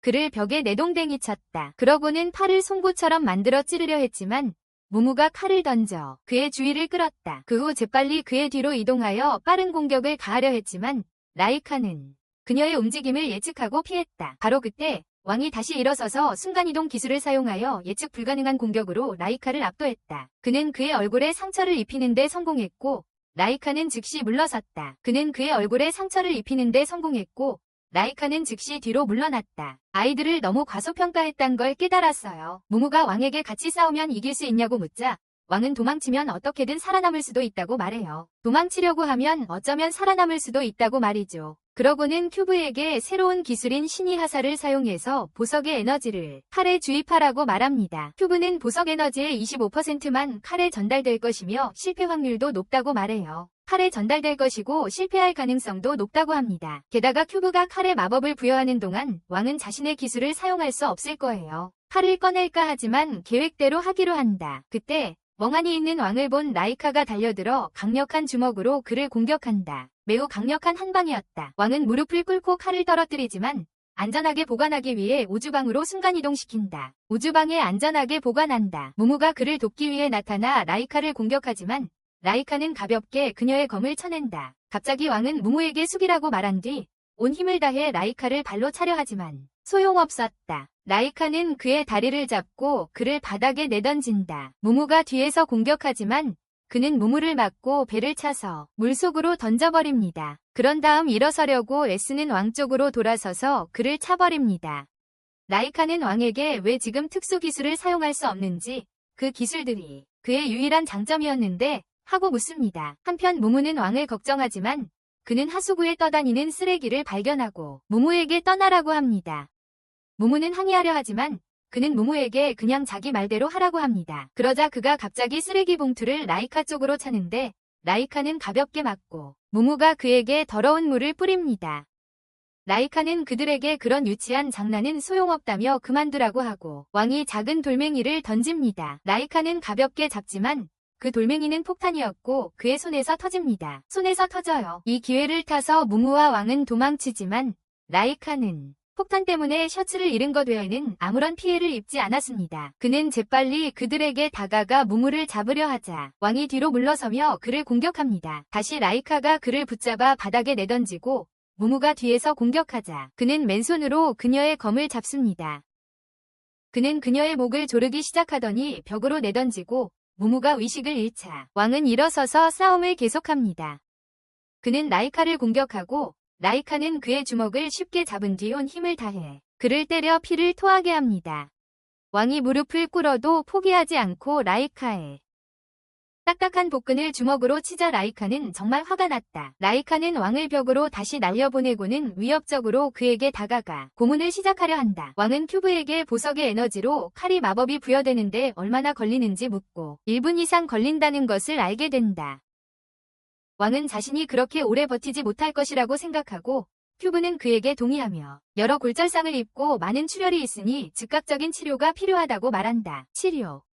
바로 그때 라이카가 그에게 다가가 목을 잡았다. 그는 손을 강철처럼 단단하게 만들어 왕의 목을 조르며 물었다. 왜 그렇게까지 애쓰는 거냐고. 그는 왕을 조롱하며 돈이 필요한 거냐, 무무가 필요한 거냐, 아니면 영웅이 되려고 기운을 갈고 닦는 거냐고 물었다. 영웅이 되려고 기운을 모으는 거냐고. 그러고는 다른 손을 도끼로 만들어 왕에게 어느 부위가 제일 덜 아까운지 물었다. 자신이 그 부위를 잘라버릴 테니까. 왕은 의식을 잃기 시작하고 정신을 잃기 직전 마지막으로 떠올린 생각은 여자친구 야오에 대한 것이었다. 그러자 그의 몸은 축 늘어지며 많은 피를 토했고 라이는 기뻐했다. 하지만 라이가 왕을 고문하는데 너무 집중하는 사이 무무는 조용히 그의 뒤로 다가가 칼을 그의 가슴에 꽂아 치명상을 입혔다.